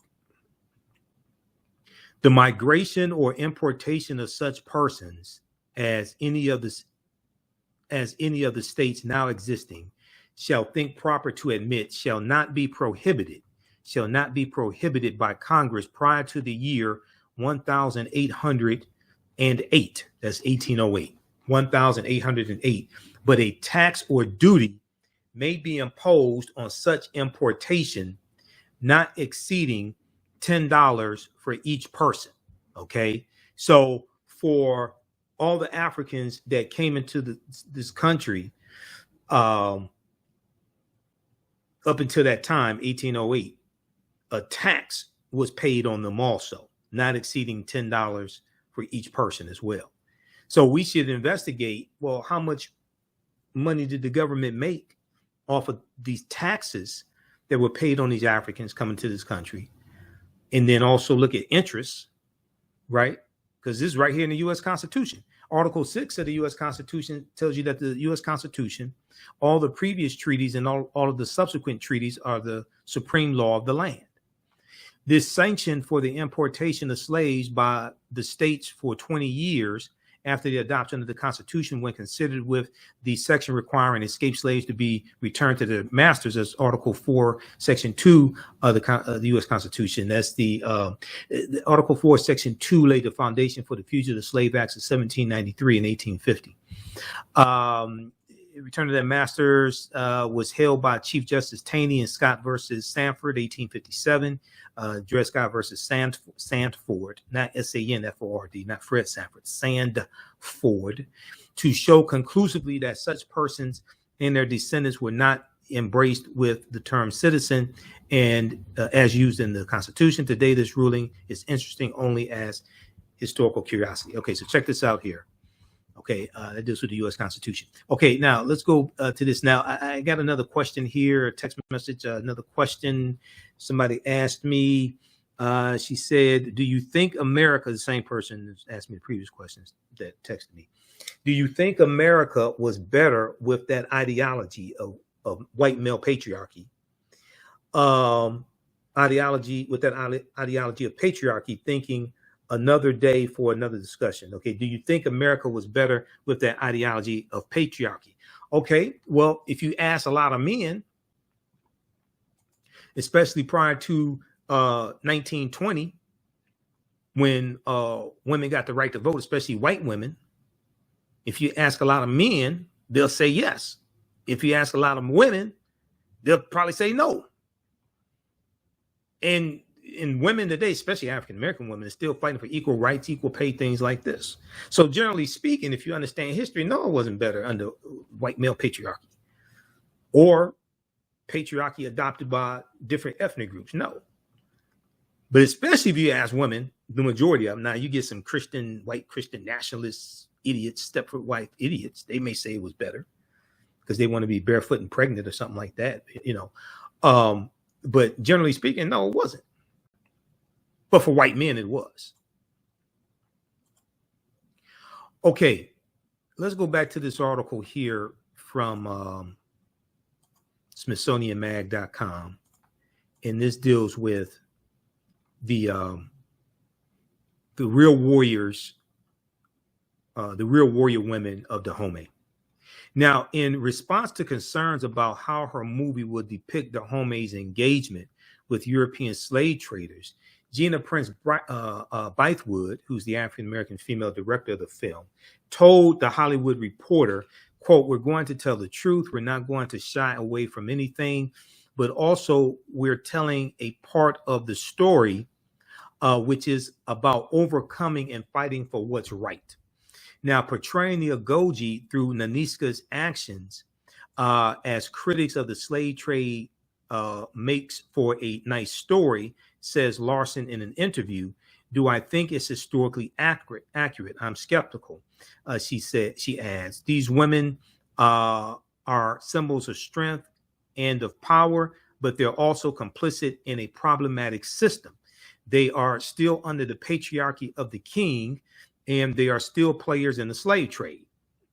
Now, Maria Bello, an actress and producer who co-wrote the story, The Woman King script, is based upon first learned about the Agoji during a 2015 trip to Benin.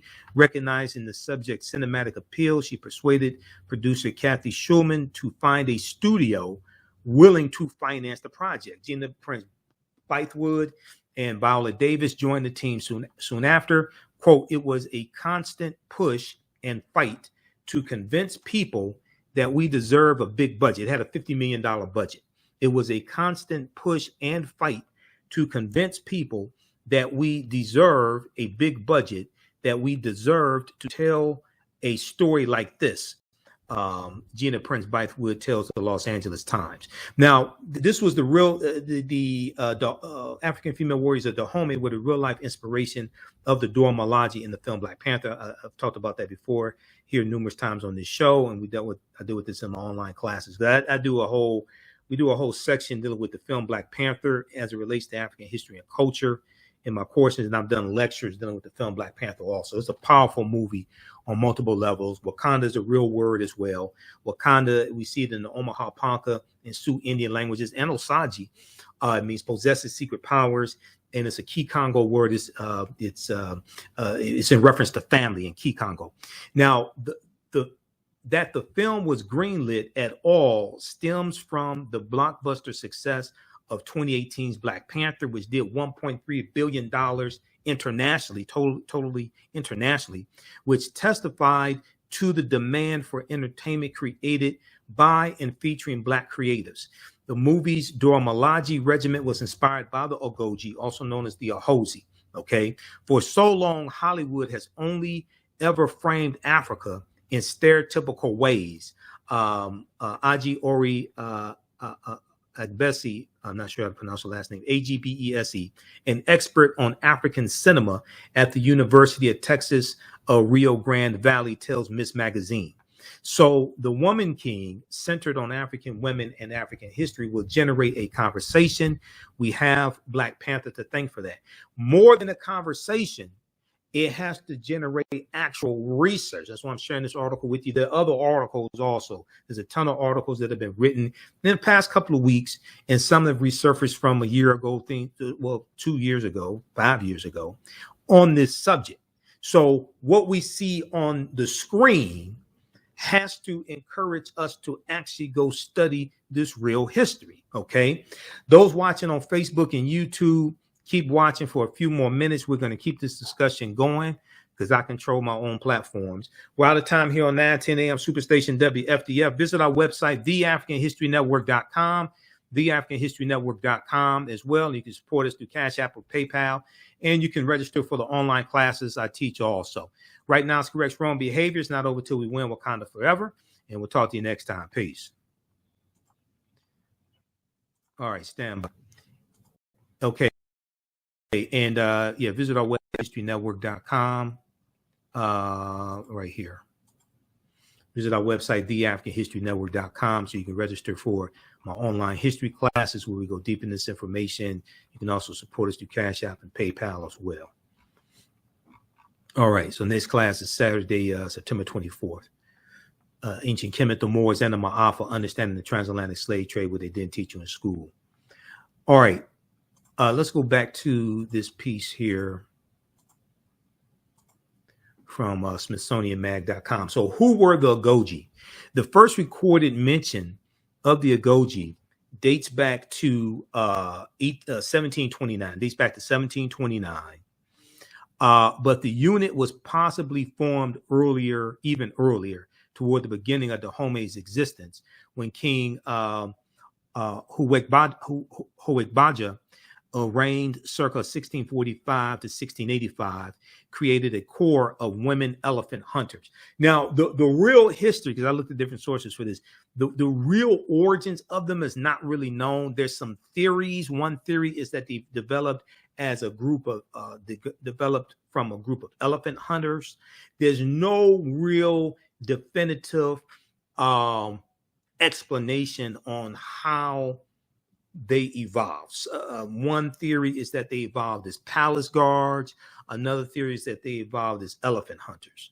Now, alternatively, Hongbi, who briefly ruled as regent following the death of her brother in the early 18th century, may have introduced the women warriors as part of her palace guard. Either way, the Ogoji reached their peak in the 19th century under King Gezo, who formally incorporated them into Dahomey's army. Thanks to the kingdom's ongoing wars, Dahomey's male population had dropped significantly, creating an opportunity for women to replace men on the battlefield, but oftentimes they would fight alongside men on the battlefield as well. Now, more perhaps than any other African state, Dahomey was depicted to warfare.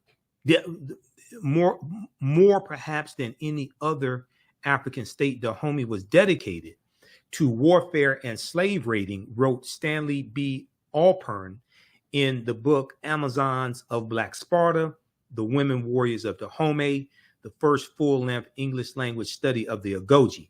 Quote, it may also have been the most totalitarian, with the king controlling and regimenting practically every aspect of social life. Here's a picture from the movie as well. A scene from the movie. That's from the beginning of the movie, actually. The Dahomey standing army was an anomaly in and of itself, as most of the African kingdoms disbanded their forces when not actively at war. The fact that the Agoji and their male counterparts wore uniforms also set them apart, establishing the Dahomeyan military as an organized, highly visible fighting force. All right, I'm going to skip ahead. There's some different couple of sections I want to look at here. A couple of articles, other articles we're going to look at as well. Okay, intensive training. Okay, to become an Agoji, recruits underwent intensive training, and we saw this depicted in the film. They had to develop a tolerance for pain. They had to run over acacia thorns and through acacia thorns, all different types of things like this, and show no pain, including exercises designed to harden them to bloodshed. In 1889, the French naval officer John Bayol, Bayol, witnessed Naniska, who likely inspired the name of Viola Davis' character in The Woman King. Naniska, in reality, she was a Goji, but she was a teenager, quote, who had not yet killed anyone when French naval officer John Bayol witnessed her, okay? And who had not killed anyone. He witnessed her easily pass a test of wheels. Walking up to a condemned prisoner, she reportedly swung her sword 3 times with both hands, then calmly cut the last flesh that attached the head to the trunk. She then squeezed the blood off her weapon and swallowed it.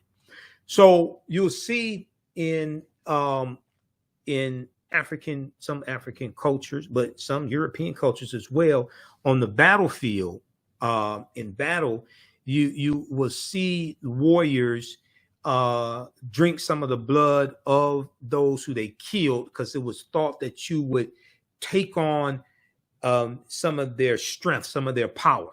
Okay, so you would see this is not exclusive to the Agoji. You would see this in different periods of times, different warriors. Another common form of training involved mock assaults that found recruits scrambling across towering walls of acacia thorns. We see this depicted in the film. In the words of a British traveler who examined the barriers, quote, "I could not persuade myself that any human being without boots or shoes would under any circumstances attempt to pass over so dangerous a collection of the most efficiently armed plants I had ever seen." Okay, so we see this depicted in the film as well. Now, the Agoji's division consisted of 5 branches: blunderbuss or artillery women, elephant hunters, musketeers, razor women, and archers. Surprising the enemy was of the utmost importance. Warriors snuck up on villages at or before dawn, taking captives and decapitating those who resisted.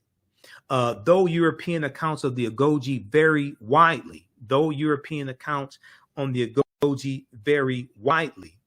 what is indisputable is their constantly outstanding performance in combat, wrote Alpern in Amazons of Black Sparta. With the rest of the Dahomeyan army, these women warriors were, quote, the scourge and terror of the whole surrounding country, always at war and generally victorious, as an American missionary later recounted. Okay, now what happened to the Agoji? Dahomey's military dominance started to wane in the second half of the 19th century, so the second half of the 1800s, when its army repeatedly failed to capture Abeokuta, a well-fortified Egba capital in what is now southwest Nigeria. An 1851 battle with the Egba, who settled in the region following the decline of the Oyo Empire, and you see them fighting the Oyo Empire in the movie, and this is historically because they had to pay tributes to the Oyo Empire, which was a Yoruba empire, which is in modern day Nigeria today. Following the decline of the Oyo Empire resulted in the deaths of up to 2,000 Ogoji. In 1864, King Glele, the son of Gezo, who succeeds Gezo, a few years earlier, sought to avenge his father's defeat at Abeokuta, but was forced to retreat after just an hour and a half of fighting. Dahomeyan forces continued to target Egba villages until the early 1890s, when war with the French threatened the kingdom's very existence. So these are the Franco-Dahomeyan wars in the 1890s. Now, Dahomey's encounters with European colonizers had historically revolved mainly around the slave trade and religious missions. As the scramble for Africa ramped up, however, and we were going to see this escalate after the Berlin Conference of 1884 and 1885, where those 14 European nations carve up Africa into colonies. As the scramble for Africa ramped up, however, tensions between Dahomey and France escalated. In 1863, the French declared the neighboring kingdom of Porto Novo a colonial protectorate, angering King Glele of Dahomey, who considered Porto Novo a vassal of Dahomey. Glele also clashed with the French over the port of Cotonou. I'm not sure how to pronounce that. Cotonou. Here is a drawing of Bahazin in 1885. Now this is a sketch of sketch drawing, British illustration of French and Dahomeyan forces fighting in 1893. Okay, this is during the Franco-Dahomeyan Wars. Now, as Larson articulates, the existence and dominance of Dahomey's women warriors upset the French's understanding of gender roles, and what women were supposed to do in a civilized society. The women's flaunting of ferocity, physical power, and fearlessness was manipulated or corrupted as Europeans started to interpret it in their own context of what they felt society should be. So you have Europeans superimposing on these African cultures what they think society should be, what they think civilization should be like. And in various African cultures where women had more freedom, then these Europeans look down upon that, because once again, they're coming with white male patriarchy. And you're also going to see this conflict dealing with some groups of Muslims, not all Muslims, but some groups of Muslims, especially Arabicized Muslims. So this is going to play a role when El Mansur of Morocco invades Songhai in 1591. Okay, Songhai Empire in 1591, and you have disputes over the role of African women in Islam. And generally speaking, there are exceptions. Generally speaking, Islam in East Africa tended to look different, generally speaking, than Islam in West Africa, because Islam in East Africa, like you go back to the times of the 1300s, 1400s, 1200s, 1100s, things like this. Islam in East Africa was largely spread by Arabs. So African culture, generally speaking, was not allowed to be freely incorporated into that Arabicized Islam. But generally speaking, Islam in West Africa was more so spread by Islamicized Africans. So West African culture is allowed to be infused more so into Islam in West Africa than East Africa. There are exceptions to that, but just generally speaking. And this caused conflicts with different groups of Muslims because of the freedom in many of these West African societies that women had. Okay, who has some information? Well, Dr. Jose Pimenta Bay in his lectures, the History of the Moors in Spain, which is on our YouTube channel, and that's on YouTube. He deals with that in there. I think Maleficeti Asante talks about that in Classical Africa, the book Classical Africa, but there are different sources on it. But Dr. Jose Pimenta Bay does talk about that because he talks about El Mansur invading Songhai in 1591. Okay, now for the French, the Agogi were simply, quote, more fuel for the civilizing mission, end quote, who sought to impose European ideas on African countries. For the French, the Agogi were simply more fuel for their civilizing mission, which sought to impose European ideas on African countries. And along with these European ideas come gender roles as well, based upon a European cultural paradigm forced onto African people, as well as white Christianity also. Usually white Christianity as well. Now, the first Franco-Dahomean War began on February 21st, 1890, just 2 months after the accession of King Gleli's son, Kondo, who took the name Bahanzan upon claiming the throne.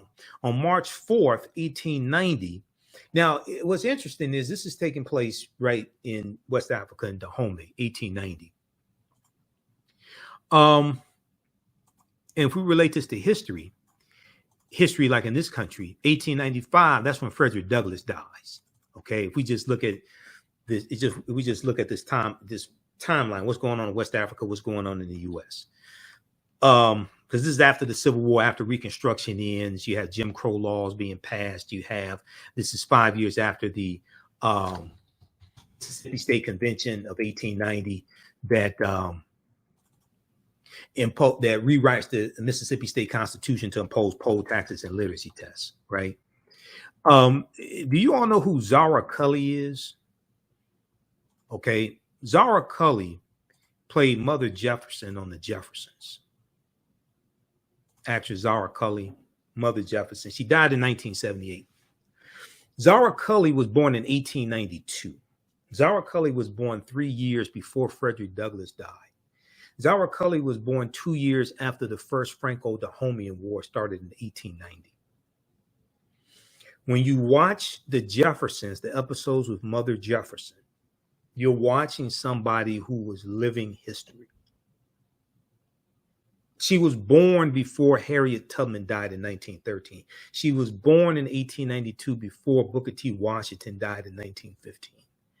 She was born, I think, 27 years after slavery ended and the Civil War ended. Zara Cully, veteran actress, I think very underrated, best known for her role as Mother Jefferson on The Jeffersons. Born 2 years after the Franco-Dahomean War of 1890 began. All right, so that's just a little side note there. Okay, so on March 4th, 1890, the Dahomey army attacked the French at Cotonou, only to fall to the Europeans' vastly superior firepower. So this is the thing. Europeans are coming with superior weapons. Unfortunately, what the African Moors taught the Europeans came back to kick us in the behind, because the Moors are going to introduce something called a fire stick. A fire stick. Okay? And a fire stick, now I don't know what year, but they go in 711 AD. So at some point they introduced the fire stick. And Dr. Jose Pimenta Bay talks about this. And the fire stick fires, it's a long stick that fires one round. Okay. The Europeans take this and they manufacture the first like rifle in the mid 14th century, somewhere around 1346 or so. But then they're going to take firearms to another level. And these Europeans are coming in with superior weapons, and they're coming in with the cannon. Okay, so between the rifle and the pistol and the cannon, then also the Bible, okay, and whiskey, because you're going to see that they trade whiskey as well. And we see this depicted in the film, The Woman King as well. These are going to screw Africa up. Isn't it interesting that they traded whiskey? And you're going to have some Africans who get drunk, things like this. And in the African-American inner city, there's a liquor store on every other corner. Isn't it interesting that Europeans bring in whiskey, bring in alcohol to Africans to trade for African captives, or they may trade for other things. And then the African-American inner city, we have a liquor store on almost every corner. And they're designed to keep us drunk because it's hard to fight back when you're drunk. Also, a lot of our communities have a proliferation of marijuana dispensaries. Now, I understand medicinal marijuana. Recreational marijuana, and the fact that for probably 30 years, maybe a little more than 30 years, especially marijuana usage has been infused into negative corporate controlled hip hop, even before it became legal. Rolling down the street, smoking Indo, sipping on gin and juice. How many crimes are you committing? Open contents, smoking marijuana, driving, even if you're the passenger, that's illegal in the car. Does the person have a legal driver's license? Do they have insurance? Are their tags valid?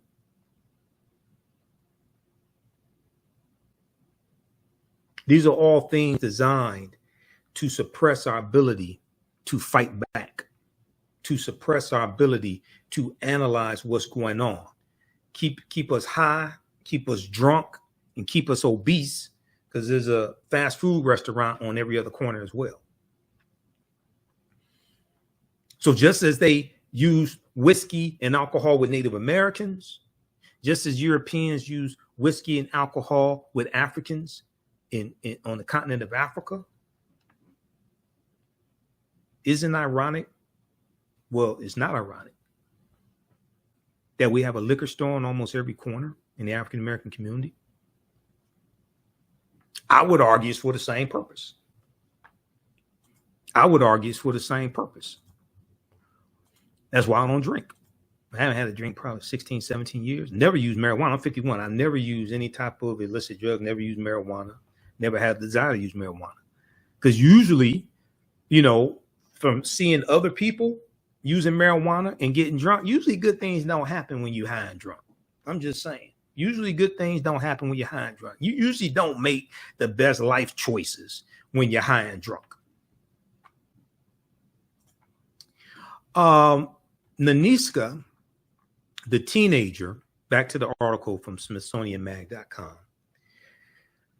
Naniska, the teenager who left such an impression on the French officer Bayol, B-A-Y-O-L, the previous year, decapitated the enemy's chief gunner, but died on the battlefield. So Naniska dies on the battlefield. Okay, it's like March 4th, like 1890.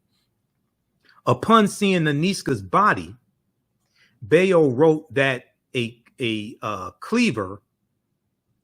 quote cleaver, its curved blade engraved with fetish symbols, was attached to her left wrist by a small cord and her right hand was clenched around the barrel of her carbine covered with cowries, okay, a rifle. After end quote, after facing a similar defeat at the Battle of Atchupa, Atchoupa, on April 20th, 1890, Dahomey agreed to a peace treaty assenting to French control over Porto Novo and Cotonou. The lull in warfare lasted less than 2 years. The lull in warfare lasted less than 2 years, an intermediary period that Bahazin spent equipping his army with weapons equal to or at least better matched with the French's. According to Alpern, upon receiving news of the French's declaration of war, the Dahomeyan king said, quote, "The first time I was ignorant of how to make war, but now I know if you want war, I am ready. I wouldn't stop even if it lasted 100 years and killed 20,000 of my men." And once again, they're trying to arm themselves. See, when you study this history, these Europeans gave them an ultimatum, oftentimes gave them an ultimatum. Either you provide us with captives. So there were already internal conflicts with different African ethnic groups. Either you provide us with captives. So when they would raid and they have these fights, the prisoners of war, they would sell. Now, keep in mind, slavery existed for going back thousands of years. Slavery existed in various forms. And when you would have wars, those prisoners of war, regardless of the country, those prisoners of war were often sold off as slaves. Africa, this is something that Professor Kaba Hiawatha Kamene talks about a lot. And when we bring him on the show, we'll probably talk about this as well. Professor James Small has dealt with this also. Before the transatlantic slave trade begins in the mid-14th century, 1441, with the Portuguese involvement, Africa already had a cultural servitude system, In the documentary 500 Years Later with Dr. Malefikete Asante and Dr. Maulana Karenga, they talk about this as well. In the cultural servitude system, you could be put into that system if you were a prisoner of war or if you owed a debt, okay? Their cultural servitude system. Professor Kaba Hiawatha Kamene. He's in the Hidden Colors documentaries. We're in a couple documentaries together. We're in Elementary Genocide Part 3 from director Raheem Shabazz. And we're in the Black Friday documentaries from director Rick Mathis. I'm trying to think, is there another documentary in together? I was supposed to be in Hot P. He's not in Hot P. Professor James Small is in Hot P. I was supposed to be in Hot P from Taki Grant, but we could never connect to do my interview. Because I'm in 7 documentaries. I just don't talk about it a lot. But with the cultural servitude system, it was not for perpetuity. This already exists in Africa, okay? Europeans had a feudalistic system with their lords and their serfs, feudalism, which goes back to, I think, 10th century AD, something like that, Common Era. And Europeans are going to superimpose their feudalistic system over the existing cultural servitude system to create what we know as chattel slavery. Because chattel slavery, where you're enslaved for perpetuity and your children are born into slavery. But also with chattel slavery, it wasn't just for perpetuity. It was also you were enslaved based upon race. And we're going to see that evolve as well as we go into the 1700s, 1800s. And we definitely see that here in the U.S., the 13 colonies, as they move from white indentured servitude, for various reasons. One of them, you have a lot of white indentured servants revolting, and they don't want to come to the U.S., to come to the colonies, and different reasons like that. We're going to see a greater dependence on enslaved Africans, and they're going to be codified laws surrounding enslaving Africans for perpetuity as well, moving from indentured servitude that we see in the 1619, 1620s, things like that, to Massachusetts being the first colony with codified slave laws in 1641, and Connecticut 1650, about 1660 with Virginia, because these codified slave laws are coming to these different British colonies, British, not the United States at this point. These are British colonies, Great Britain, okay? And then we see under 1775, when the American Revolutionary War starts, that's under King George III, okay, who is an ancestor to Queen Elizabeth II. Okay. Now, his wife was also Queen Charlotte Sophia, who we talked about in one of my broadcasts dealing with Queen Elizabeth dying, passing away, and we talk about Meghan Markle. And people were asking, was Meghan Markle going to be the first mixed race queen or something like that? She's the Duchess of Sussex. She gave up her title. But Queen Charlotte Sophia was actually a queen, okay? And she was of African Moorish ancestry on at least her side of her family, possibly her father's side of the family as well. Wife to King George III, and there's a good article from the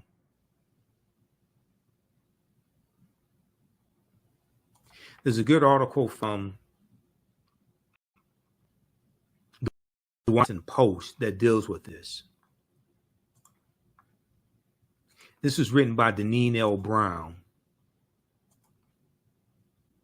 and it deals with Queen Charlotte Sophia, because the African Moors are going to go all throughout Europe, and they intermix to varying degrees into the European bloodline. So you're going to get a lot of these biracial or mixed race people.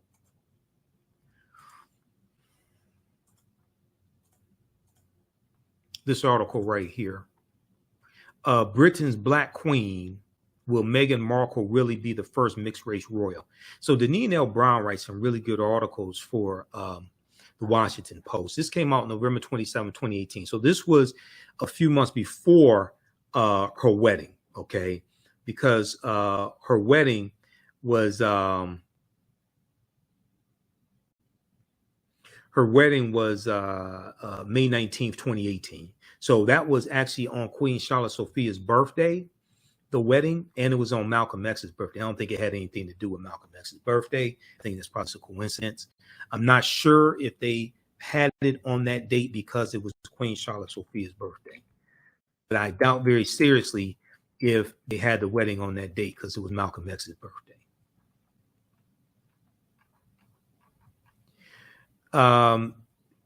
Historian Mario de Valdez y Cocom, C-O-C-O-M, argues that Queen Charlotte Sophia was directly descended from a black branch of the Portuguese royal family, directly descended from the black branch of the Portuguese royal family.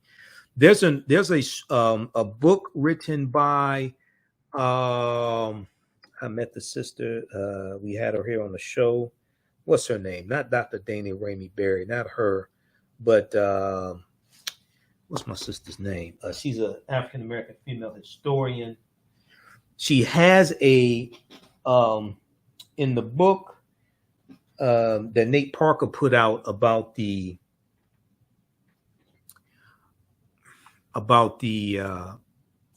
his Nat Turner movie. Hold on, I'll give you her name.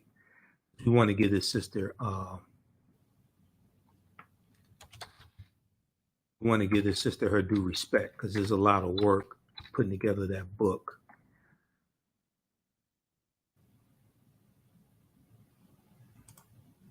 Let me see if I can find her name. This is another article dealing with Queen Charlotte Sophia. This is one from AtlantaBlackStar.com. Let me see. Is she mentioned in this article? Because I have to find my book. I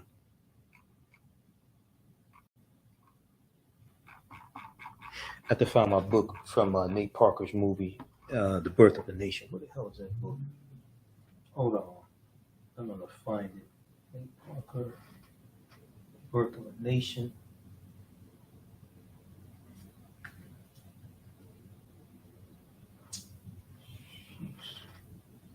Just a second. I got to find it. I'm not sure where it is. Nope. That's Gates. But anyway, let's continue here. Historian Mario de Valdes argues that Queen Charlotte was directly descended from a black branch of the Portuguese royal family, Alfonso III and his concubine Oruana, Ouruana, who was a black Moor, who was an African Moor. In the 13th century, Alfonso III of Portugal conquered a little town named Faro, F-A-R-O, from the Moors, said Valdes, who's a researcher on the 1996 Frontline PBS documentary Secret Daughter. He demanded the governor's daughter as a paramour. He had 3 children with her. According to Valdes, one of their sons, Martin Alfonso, married into the noble de Souza family, who also had black ancestry. Okay, because especially in Portugal, Spain and Portugal, there's a reason why they have a darker complexion, because that's right above the Morocco, where the Moors were going into, and Spain and Portugal get the brunt of the intermixing. It's going to happen in Sicily and France and Germany and Austria and England, but the going further east is going to happen to a lesser extent, even though it will happen. But Spain and Portugal get the brunt of it, and Sicily as well. That's why they tend to have a darker complexion, because of more intermixing from the Moors into the bloodline. Queen Charlotte had African blood from both families. Okay, so read the rest of this here, as we're running out of time. Britain's Black Queen, will Meghan Markle really be the first mixed race royal? No, she will not. Far from it. There was a lot of mixed race royals. Far from it.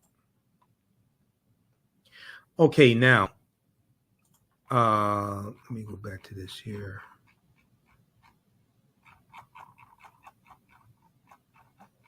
Let's go back to this article quickly.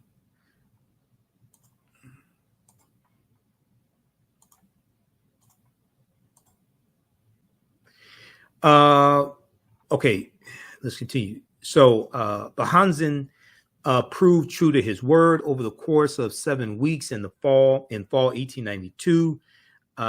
Dahomey's army fought valiantly to repel the French. The Agoji participated in 23 separate engagements during that short time span, earning the enemy's respect for their valor,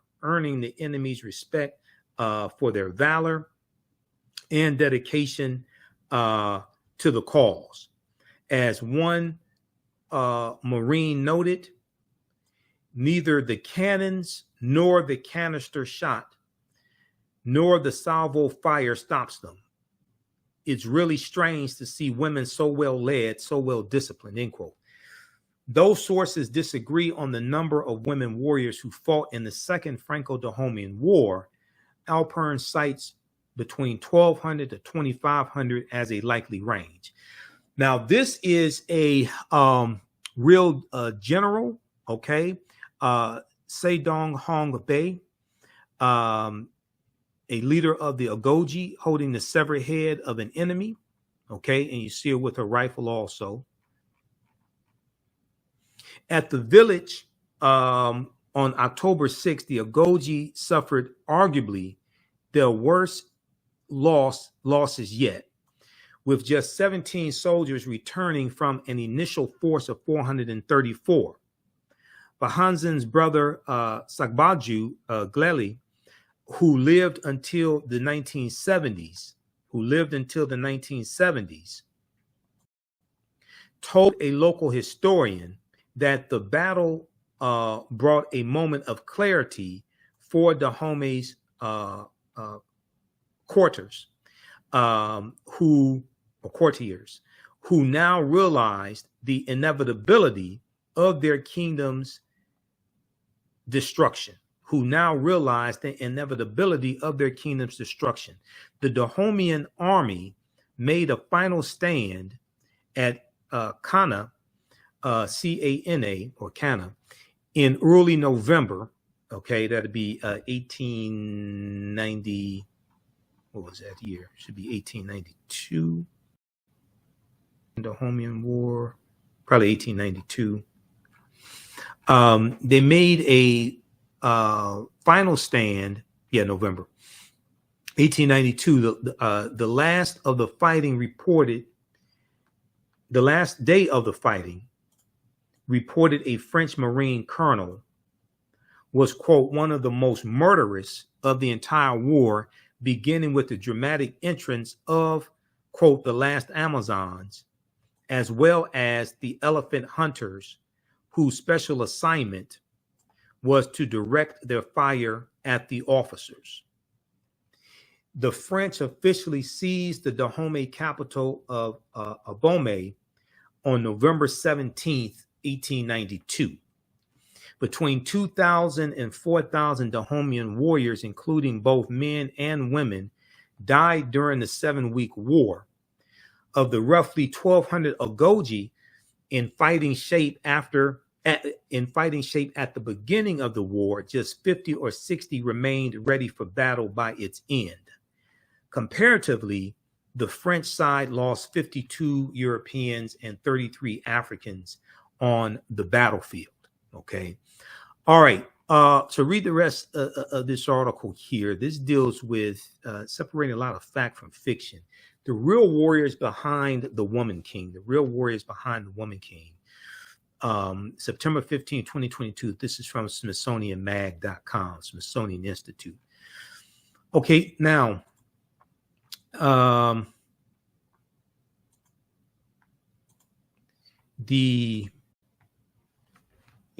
trying to find, where's my book on Nate Parker's movie, The Birth of a Nation? Because, what's that sister's name? Not Dana Rainey Berry. They wrote the chapter together in his book. I need to buy some more. Bookcases.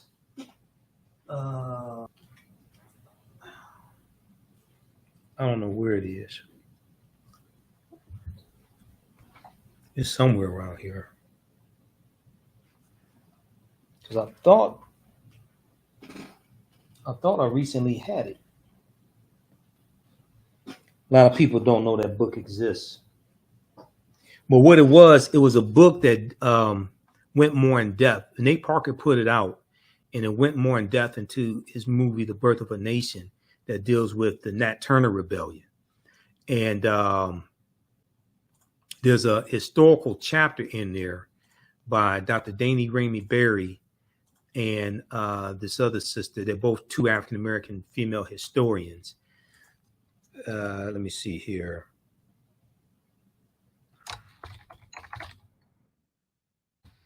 And I interviewed both of them on my show at different times. Erica Dunbar Armstrong. That's the sister's name. Erica Dunbar Armstrong.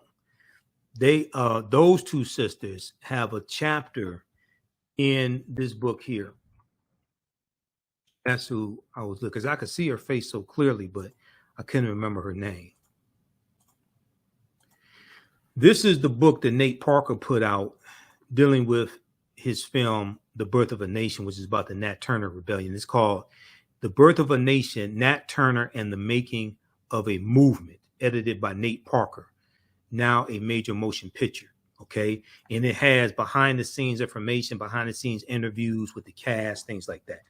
but it has a chapter dealing with the real history of Nat Turner and what happened after the Nat Turner Rebellion and his the trial of Nat Turner, things like this. And it's this chapter here, an essay by noted historians Erica Dunbar Armstrong and Dana Ramey Berry on Nat Turner's rebellion and other slave uprisings. They have a fantastic historical chapter in that book, Separating Fact from Fiction. So her name is Erica Dunbar Armstrong. Erica Dunbar Armstrong also wrote a book about Queen Charlotte Sophia.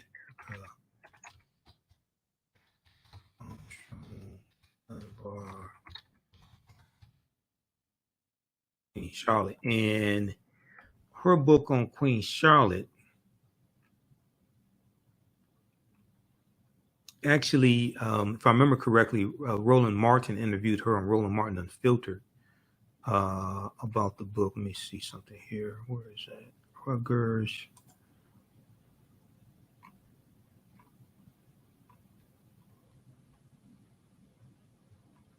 She also wrote one. I think she wrote one on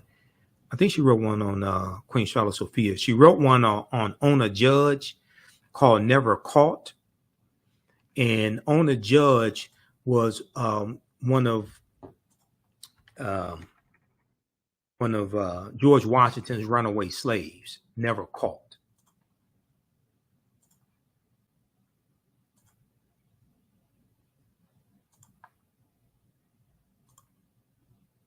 I think she wrote one on Queen Charlotte Sophia, because it's a book that an African American female historian wrote. But she wrote, Erica Armstrong Dunbar wrote this book here. This is a deep book. I've read excerpts of it, but I've studied about Ona Judge. And in Philadelphia, in the square in Philadelphia, where they used to auction off slaves, there's a historical section there that deals with Ona Judge. Okay, I've seen it in Philadelphia. I filmed some of that stuff. I got to find those recordings that I made. But I was on location in Philadelphia and filmed a lot of that. Never Caught: The Washington's Relentless Pursuit for Their Runaway Slave, Ona Judge. She was called Oni for short. And this is written by Erica Armstrong Dunbar. Came out in 2017. She's a brilliant African-American female historian. And I think she teaches at, I guess she's still at Rutgers University. Here's a picture of her right here. Okay. All right. I need to get her back on the show too. See what she's been up to. I reached out to historian Talithia LaFloria, who's a friend of mine. We've had her on the show before. Talitha wrote this book here, Chained in Silence: Black Women and Convict Labor in the New South. Talitha L. LaFloria. So Dr. Talitha L. LaFloria, excuse me. So I talked to her. I sent her a text message yesterday because I asked her, has she seen the Woman King? She hasn't seen it yet. We're going to try to get her on the show also. She's an African-American female historian as well. Okay, now this article here and this other stuff we're going to get to later. I want to look quickly here at some information from Britannica.com. They have some really good historical information on Dahomey. Let's look at this here from Britannica.com. Okay, she also wrote a book called She Came to Slay about Harriet Tubman as well. I don't know who that was that wrote the book on Queen Charlotte. It was somebody that wrote the book on Queen Charlotte. I have to figure that one out.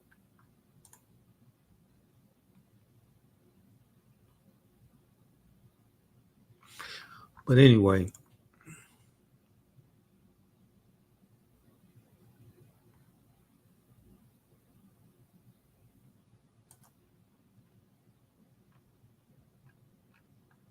if we look here at this piece here on Dahomey from Britannica.com, and they have some like really good information. I just got a new subscription to Britannica.com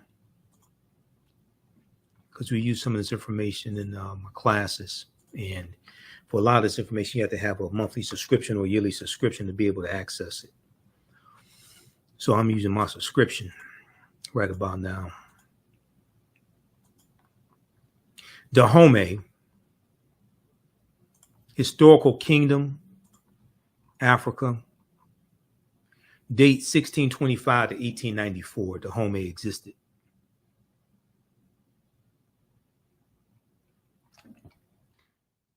Zoom in on this here. Zoom in on it.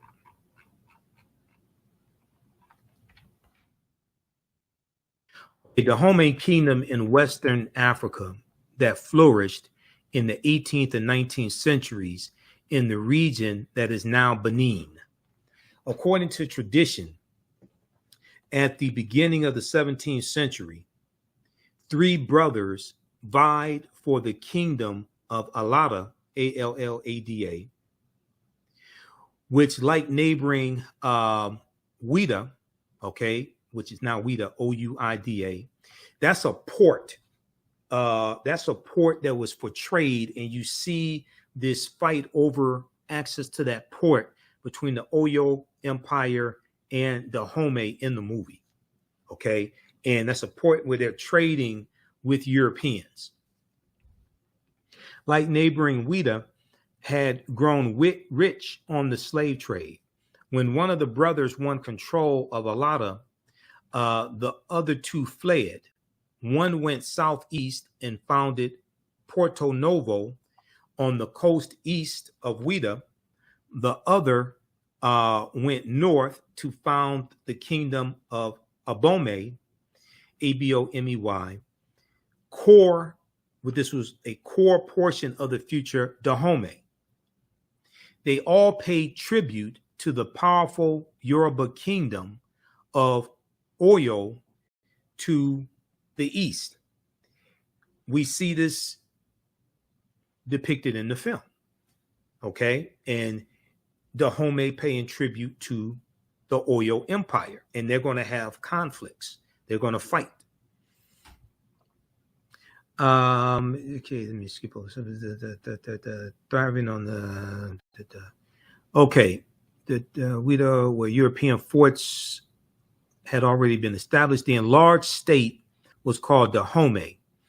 Abomey, Allada, and Ouida were its provinces. Thriving on the sale of slaves to Europeans, the kingdom of Dahomey prospered and acquired new provinces under kings Tegbesu, Pingla, and Aganglo. After King Abandozan, 1797 to 1818, was overthrown by the great Gezo. You'll see different spellings for his name. Gezo, you'll see Gezo or Gezu. But there was a coup that took place, and Gezo is going to be installed in 1818. Dahomey reached the high point of his power and fame. The kingdom was a form of absolute monarchy unique in Africa. The king, surrounded by a magnificent retinue, was the unchallenged pinnacle of a rigidly stratified society of royalty, commoners, and slaves. He governed through a centralized bureaucracy staffed by commoners who could not threaten his authority, Each male, M-A-L-E, each male official in the field had a female counterpart at court who monitored his activities and advised the king. Conquered territories were assimilated through intermarriage, uniform laws, and a common tradition of enmity to the Yoruba. Okay, you're going to see African spirituality in the film, and you're going to see African Yoruba deities referenced, like Ogun, which is in Ifa. Dahomey was organized for war, not only to expand its boundaries, but also to take captives as slaves. Slaves were either sold to Europeans in exchange for weapons or kept to work on rural plantations. Now, this is what I was talking about, because these different African ethnic groups are trying to get weapons, not swords. They're trying to get firearms to defend themselves from other African ethnic groups, but also other Europeans as well, because a lot of times they're dealing with more than one group of European colonizers, more than one nation. So they're trying to get these weapons to defend themselves, and then also acquire weapons in many cases so they can fight against the slave trade as well. That's why Sylvian Diop's book, which I showed you in the beginning of this broadcast, Fighting the Slave Trade, West African Strategies, is so important because it goes deep into that history. Okay, slaves were either sold to the Europeans in exchange for weapons or kept to work the royal plantations that supplied food for the army and court. From approximately 1680, Common Era, AD, a regular census of population was taken as a basis for military conscription, meaning you serving in the military, okay? A certain number, certain percentage have to serve in the military. Female soldiers called amazons by the Europeans served as royal bodyguards when not in combat. King Gezu or Gezo heightened the splendor of the court, encouraged the arts, and refined the bureaucracy.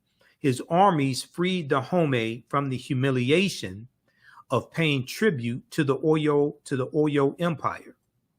After about 1840, however, the kingdom's fortunes changed as Britain succeeded in putting an end to the overseas slave trade. So 1807 and 1834, Great Britain abolishes slavery in its colonies. They're going to pay reparations to 46,000 British slave owners, but not reparations to the 800,000 Africans they enslaved. So they want credit for abolishing the slave trade after like 272 years that they were involved in it. They get involved in 1562. You don't get credit for that. Gezu accomplished a smooth transition to palm oil exports. Slaves, instead of being sold, were kept to work palm plantations. Palm oil was far less lucrative than slaves, however, and an economic decline followed under Gezu's successor, Gleli, his son, when the French won control of Porto Novo and Cotonou and attracted coastal trade there.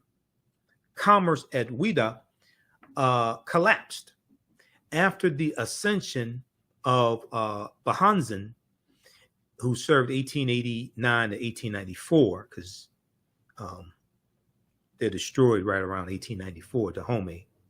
Hostilities were precipitated. In 1892, a French expedition under Colonel Alfred Dodds, D-O-D-D-S, defeated the Dahomeans and established a protectorate. Bahanzin was deported to the West Indies.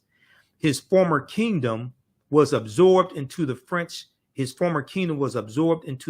colony of Dahomey, with its capital at Porto Novo. Then it goes in and talks about the Oyo Empire in what's present-day Nigeria. Now, Oyo Empire, which was a Yoruba state north of Lagos, in present-day southwestern Nigeria, that dominated during 1650 to 1750. Most of the states between the Volta River in the west and Niger River in the east. It was the most important and authoritative of all the early Yoruba principalities. According to traditions, Oyo derived from a great Yoruba ancestor and hero, Oduduwa, who likely migrated to Ile-Ife and whose son became the first Alafin or ruler of Oyo. My Yoruba is much better than like the Fo or Dahomey, things like this. I know Yoruba words much better. Linguistic evidence suggests that two waves of immigrants came to Yoruba land between 700 AD and 1000 AD, the second settling at Oyo in the open country north of the Guinea forest. This second state became preeminent among all Yoruba states because of its favorable trading posts, its natural resources, and the industry of its inhabitants. Now, early in the 16th century, Oyo was a minor state and powerless before its northern neighbors, Borgu and Nupe, I'm not sure how to pronounce that, Nupe, by whom it was conquered in 1550. You're going to see these different kingdoms fighting and conquering one another. Okay, I don't know where this concept, Africa was not a utopia.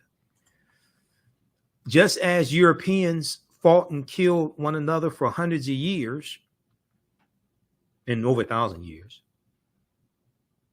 we did the same thing. Maybe not as extensive, but we did the same thing. You see the same thing in Africa. You see these Pan-Africanism did not start in Africa. Pan-Africanism starts in the United States and the Caribbean in about like the 18th, 19th centuries. Okay. Pan-Africanism did not start in Africa with a concept that we should see ourselves as one global African people. And, you know, there's a commonality in our,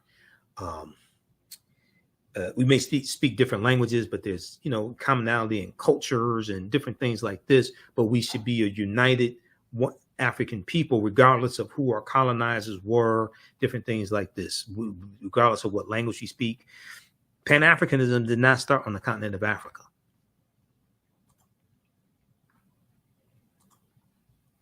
So African people did not see themselves as one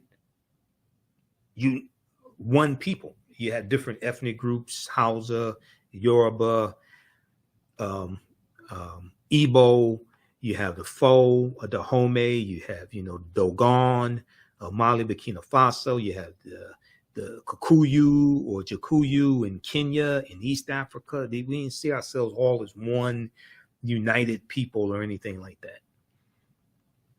And it's the same thing. Europeans fought and killed each other. The English, the Anglos, the Saxons, the Lombards, the Jutes, the Franks, the Vandals, the Visigoths. They fought and killed each other for hundreds of years. The power of Oyo was already growing by the end of the century. However, thanks to the Alafin Orompoto, who used the wealth derived from trade to establish a cavalry force and to maintain a trained army. Oyo subjugated the kingdom of Dahomey in the West in two phases, 1724 to 1730 and 1738 to 1748, and traded with European merchants on the coast through the port of, which now is Porto Novo. As Oyo's wealth increased, so did its leaders' political options. Some wished to concentrate on amassing wealth, while others advocated the use of wealth for territorial expansion. The difference was not resolved until the Alafin Abiodun, who reigned from 1770 to 1789, conquered his opponents in a bitter civil war and pursued a policy of economic development based primarily on the coastal trade with European merchants, because we were trading with Europeans. Now, personally, I think it was a mistake. I think we should have turned them around and when that first ship came in and say, don't ever come back. Otherwise, you're going to meet your ancestors.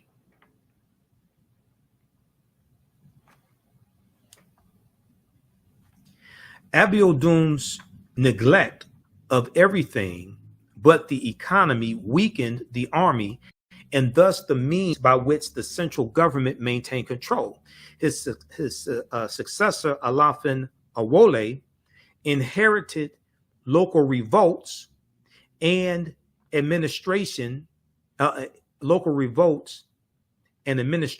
tenuously maintained by a complex system of public service and a decline in the power of tributary chiefs. The decline was exacerbated by quarrels between the Alafin and his advisors. We didn't all get along harmoniously. It continued throughout the 18th century and into the 19th century, when oil began to lose control. The oil empire began to lose control of its trade routes to the coast. The oil empire was invaded by the newly risen foe of Dahomey, and soon after the year 1800, it was captured by militant Fulani Muslims from Hausa land in the northeast. So that's like in present-day Nigeria as well. Okay, so check out this information. There's some good, really concise information at Britannica.com, which gives you like some good background information on all this.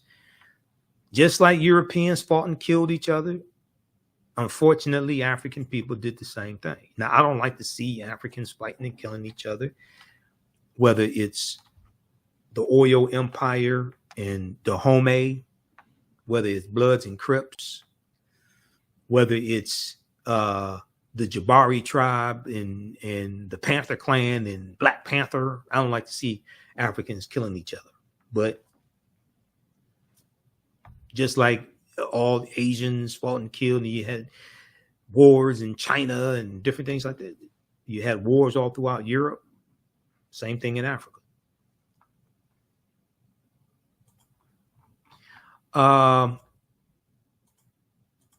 One last article, then I really got to get the hell out of here. You know, I'm about this information. I do like so much research. This is just a fraction of it's just a fraction of the information that I have on Dahomey. And but this is a really good article here. The complicated history behind the woman king. We posted this on our Facebook fan page, the African History Network also. Okay. If you like this type of information, be sure to register for my online history classes, because anybody who's taken them, they tell you we go deep into this information. Okay. And I created the curriculums. I'll show you the binders, because I got binders. There's a ton of information. There's each class. Let's see. In Ancient Kemet, the Moors, and the Ma'afa, there's over 50 articles we reference, probably close to about 70 articles. There are numerous books that we reference as well. This article here, this is going to be the last one. I'll do another, I'll do a separate broadcast because I have so much information on this. I do so much research.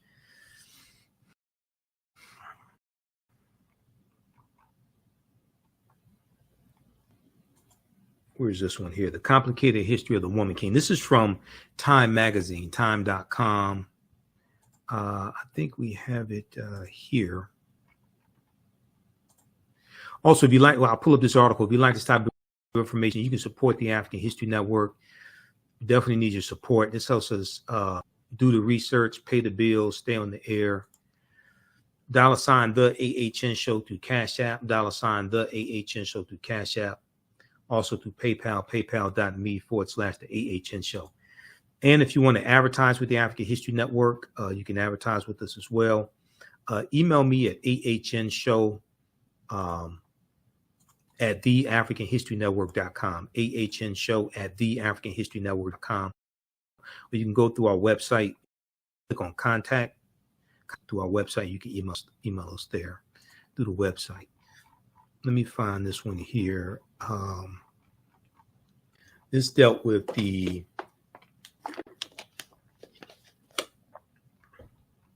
complicated history behind the Woman King. The complicated history of the Woman King.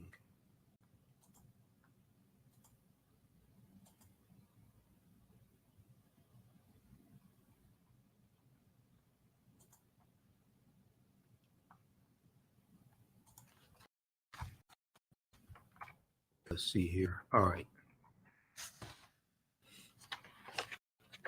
Okay, they start out with the beginning of the movie, and okay, Leonard Chucken. I'm not sure how to pronounce that. The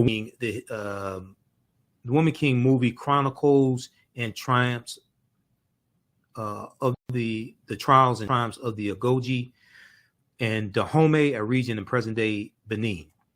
Leonard, Wantchekon, a professor of politics and international affairs at Princeton University, was also a historical advisor on the film The Woman King. He's finishing up a book containing biographies of more than 50 of the real Ogoji based on interviews with their descendants and communities. Now, here's a scene from the film also. These they're in training to be the ones in the white. They're in training to be Ogoji warriors. Quote, I think is something which even today would be considered revolutionary because all the training that it took, all the preparation it took, it's actually something that happened. It's not made up. Yeah, that's true. Now, it talks about the conditions. I'm just going to highlight a few things here. You can read it. The conditions that led to the rise of the Ogoji.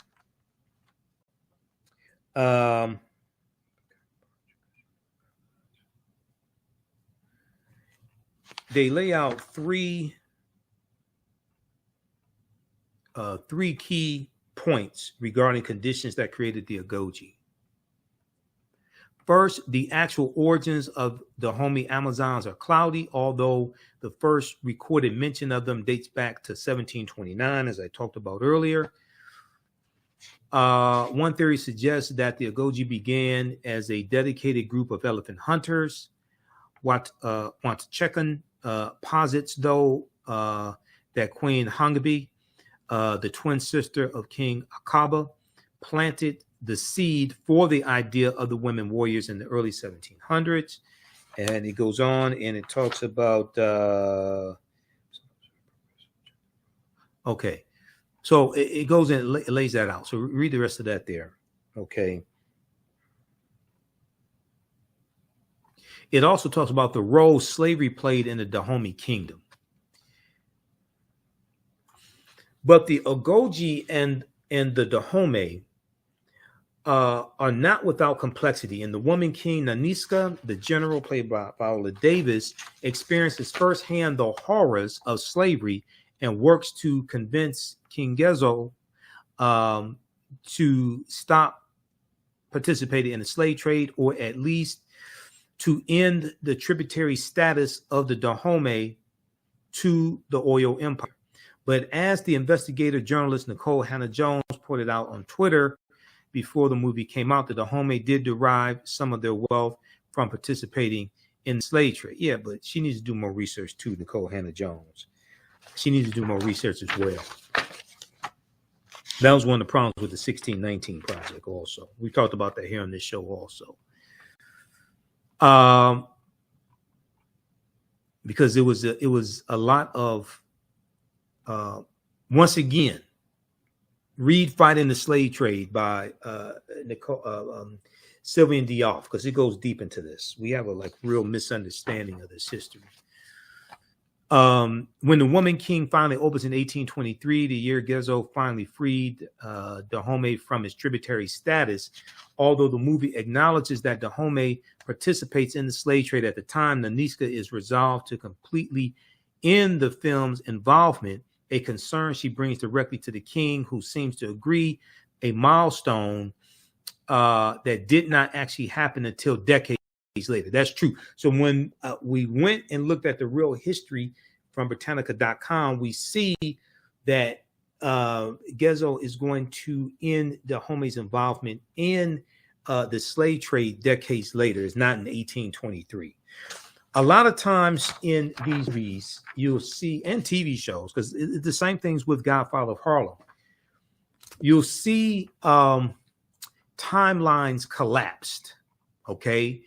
You'll see timelines collapsed. You'll see real occurrences that take place in different years than it actually took place. And you'll see things out of order. For instance, there was an episode of Godfather of Harlem, which is one of my favorite TV shows, by the way. I'm waiting for season 4 to come back, so the start. I'm waiting for season 4 to come back, or to start, I should say. There was a episode where it dealt with the March on Washington, and they're getting ready for the March on Washington. And Adam Clayton Powell, played by Giancarlo Esposito, who was in the movie School Days, who played Big Brother Almighty, the leader of Gamma Phi. I think it was Gamma Phi. Was it Gamma Phi Gamma? In School Days, the fraternity, or the Alphas, whatever they were. He plays Adam Clayton Powell Jr. There's a scene where they are in the planning stage of the March on Washington, and he talks about 4 little girls killed in a church bombing. Well, the 16th Street Baptist church bombing happens on September 15th, 1963. That's roughly 2.5 weeks after the March on Washington, which was August 28th, 1963. They get their timeline screwed up. There's when they deal with Malcolm X, there's a scene where Malcolm is delivering the Battle of the Bullet speech, and he's wearing a goatee. Well, Malcolm didn't start wearing a goatee until he goes on his Hajj to Mecca in late April 1964. Well, he delivers the Battle of the Bullet March 29th, 64. He's clean shaven. When he delivers the Battle of the Bullet, Malcolm is clean shaven. March 29th, 1964, April 3rd, April 4th, 64. He delivers that before he goes on his Hajj to Mecca. He's clean shaven. They have him delivering the Battle of the Bullet with a goatee. And it's like they collapse the timelines. So they screw up the dates, things like that. But that happens. But you get some of the salient points, but you have to really understand history so you don't get confused. The movie came out in 1978, made for TV movie called King, about Dr. Martin Luther King Jr. in his life, starring Paul Winfield as Dr. King and Cicely Tyson as Coretta Scott King. There's a scene, a fictitious scene, that deals with a fictitious meeting between Malcolm X and Dr. King. Now, they did meet in real life, but that was March 26, 1964. They only met for a couple of minutes. This was at the U.S. Senate debate for the Civil Rights Act. But in this made-for-TV movie, King, they have a sit-down, in the movie, they have a sit-down meeting. That's fictitious. And Malcolm has a goatee. Now, the actor who played Malcolm X also played Pretty Tony in the movie The Mac, starring Max Julian. Okay, so they have Malcolm with a goatee, but Malcolm meets Dr. King before he goes on his Hajj to Mecca. He's clean shaven. So they'll screw. This stuff happens in these, movies and historical TV shows. I wish they get the timeline straight at least, but things like this happen. This article here,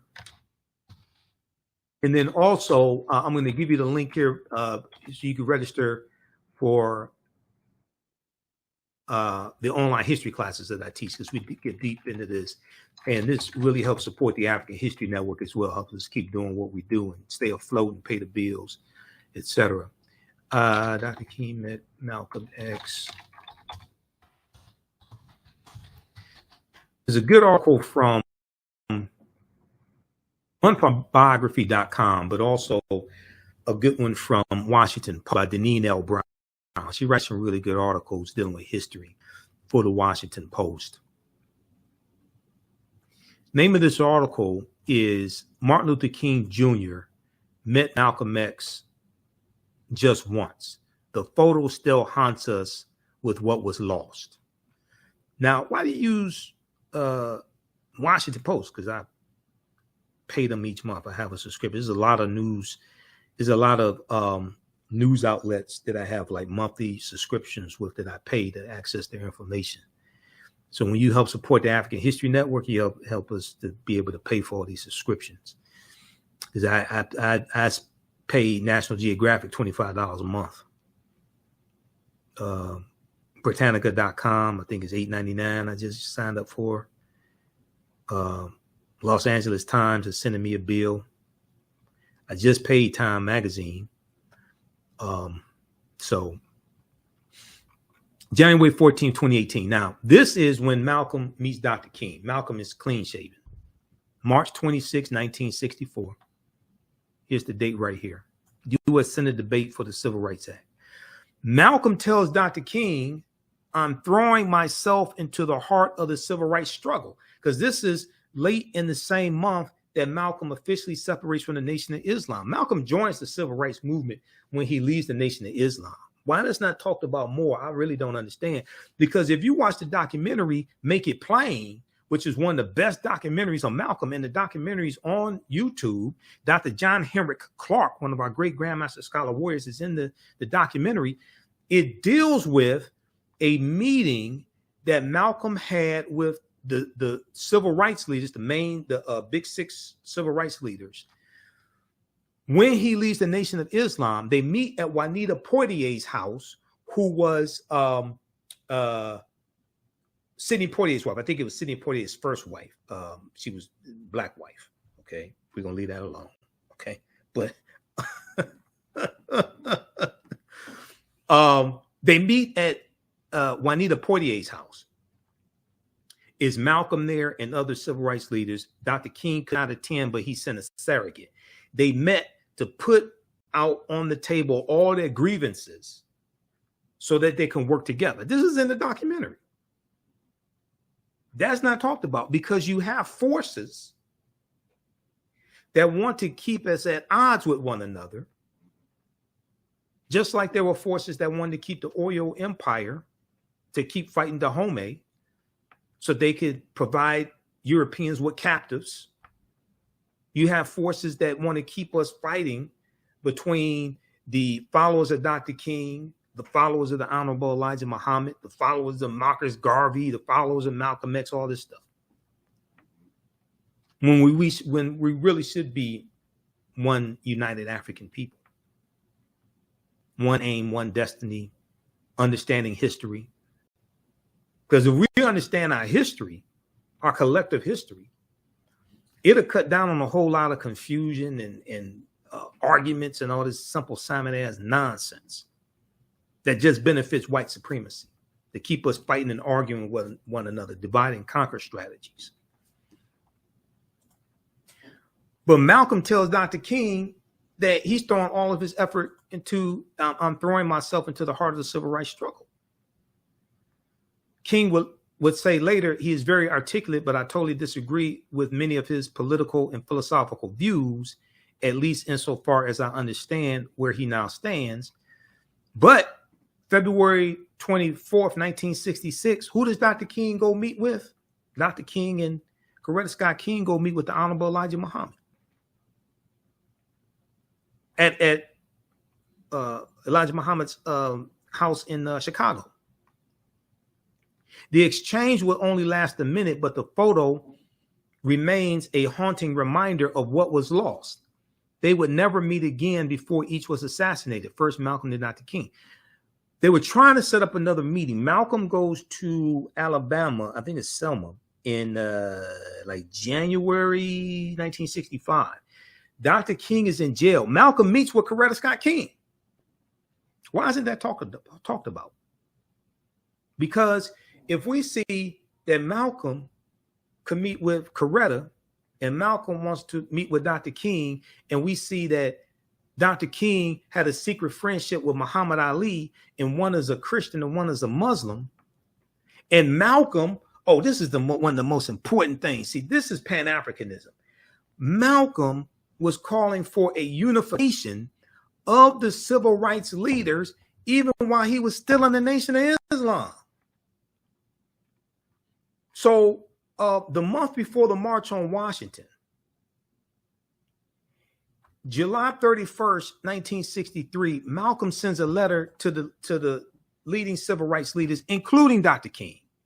8 months before their brief meeting on Capitol Hill, March 26, 1964, Malcolm X sent a letter to Dr. King requesting a meeting.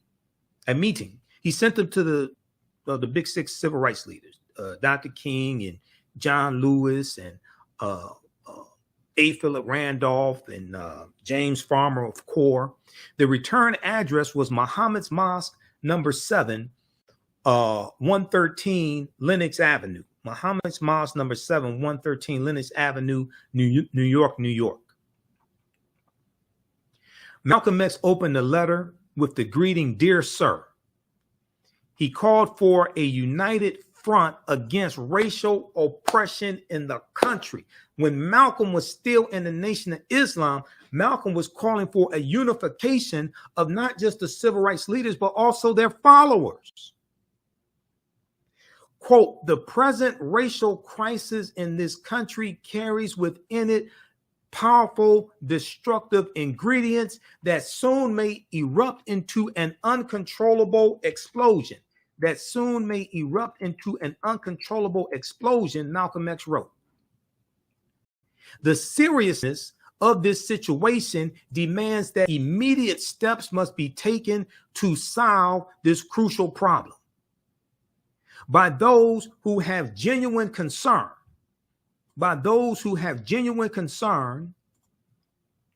Before the racial powder keg explodes. A united front involving all Negro factions, elements, and their leaders is absolutely necessary. Malcolm was, while he's still in the Nation of Islam, he's calling for a unification of African American leaders of different factions, including the modern day civil rights movement, including Dr. King and A. Philip Randolph and John Lewis and James Farmer, as well as their followers. He said Malcolm warned that a, quote, "racial explosion is more destructive than a nuclear explosion," citing a recent meeting between President John F. Kennedy and Soviet Premier Nikita Khrushchev. Okay. And Malcolm said, "We have to find a common solution to a common problem posed by a common enemy." Malcolm said, despite their tremendous ideological differences between John F. Kennedy and Nikita Khrushchev, he said, "It's a disgrace for Negro leaders not to be able to submerge our minor differences in order to seek a common solution to a common problem posed by a common enemy."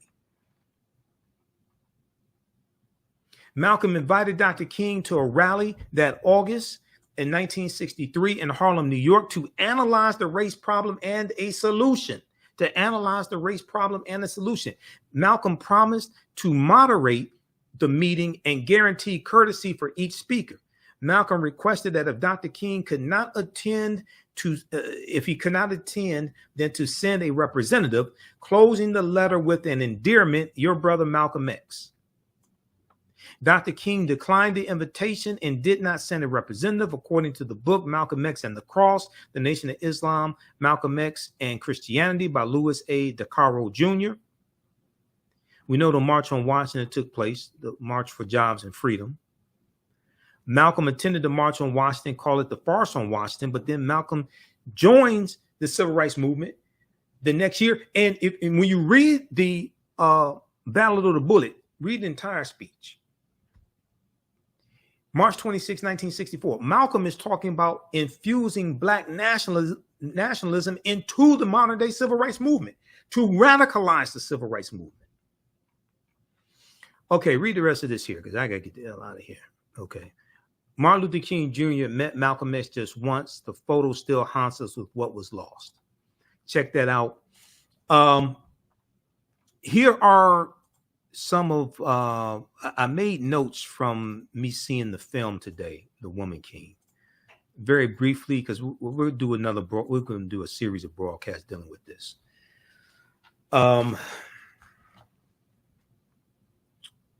We see African martial arts depicted in the film also, which is fantastic as well.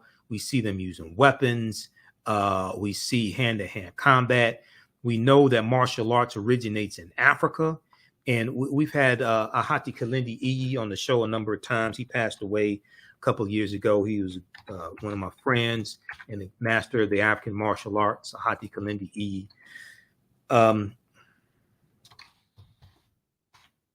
So we see the hand-to-hand combat, and we know that martial arts originates in Africa. The first fight systems known to man come out of Africa, not China. Okay, it wasn't Shaolin Kung Fu. All right, things like that. No, they come out of Africa.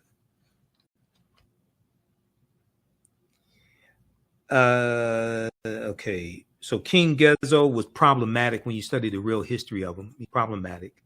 I'm totally against any Africans. I was against really the cultural servitude system. I know it served a purpose, but I was against the cultural servitude system. And I don't like to see Africans fighting one another, whether it's in the movies, whether it's for real, etc. Now, there was the character of Malik, who was, this is extremely important. The character of Malik in the film really,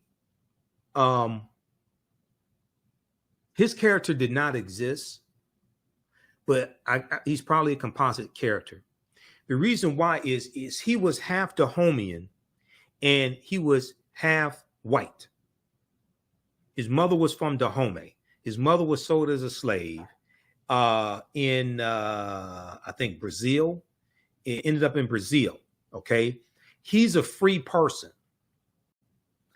His mother's dying wish was that he goes to Dahomey to reconnect with his people and to find himself, okay? This is a crucial message for African Americans who've largely been stripped of African history, culture, language, African spiritual systems, our folklore, our mores, African systems of math, our family ties, things like this. He comes to, I'm not going to give, I'm not going to give away the end of the movie. He comes to Dahomey with a Portuguese slave trader.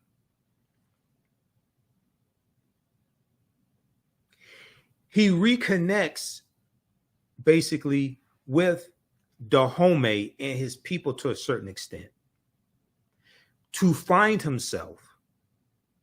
And in reconnecting to Africa, it causes him to change his behaviors, which changes the trajectory of the movie, which has a big impact on the outcome of the movie. But he's able to go to Africa and reconnect with Dahomey, with his people. And this changes the way he thinks, feels, acts, and behaves, which ultimately changes results. There's a lesson in that for African Americans who've largely been taught to hate ourselves, see reality through the eyes of Europeans. We've been stripped of African history, culture, language, spiritual systems, etc. And largely a mentally brain damaged people.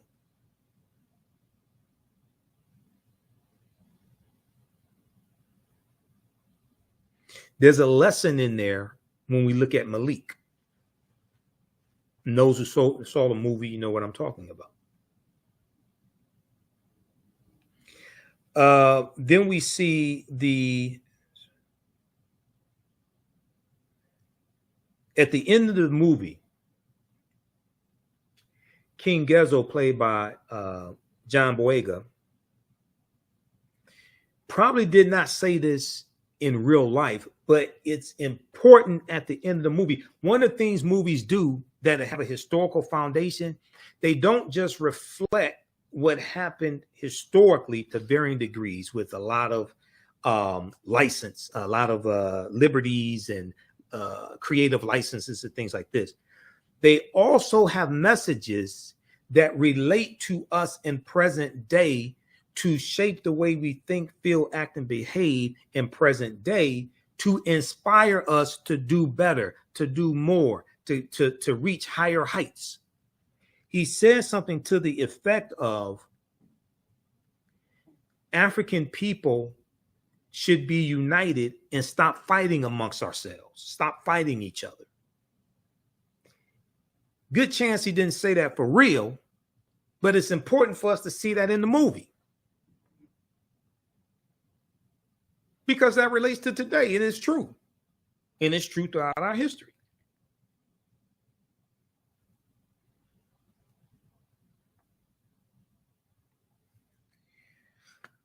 Okay, so that's my notes. If you like this type of information, be sure to register for the online history classes that I teach. Visit our website, TheAHNShowNetwork.com, TheAHNShowNetwork.com. And we have the information around the homepage on the website. Click on, just click on register here. Let's see, let's go to it right here. And as soon as you register, you can watch the archive classes. We do the sessions live. All the sessions are archived and recorded. So as soon as you register, you can watch the class we just did Saturday. Next class is going to be Saturday, September 24th, 2 p.m. to 4 p.m. Eastern Standard Time. Class is on sale, $80, regularly $130. Click right here to register here. It takes you to the next page. And then you just click on, let's see, where do we go here? Okay, it takes you to our Learn World page, and you just click on register here. And as soon as you register, you click right here, enroll. Okay. And it takes you to the next page, and then you can start watching the content. And you can join us in class live. I don't take attendance. You can join us in class live. That's fine. But we deal with thousands of years of history and what leads up to the transatlantic slave trade taking place. You can also email us at AHNshow@TheAfricanHistoryNetwork.com, AHNshow@TheAfricanHistoryNetwork.com. So I teach that class, and then the second class I teach is from the Civil War to the Civil Rights Movement and Black Power, 1865 to 1968. From the Civil War to the Civil Rights Movement and Black Power, 1865 to 1968. So we deal with thousands of years of history and what leads up to the transatlantic slave trade.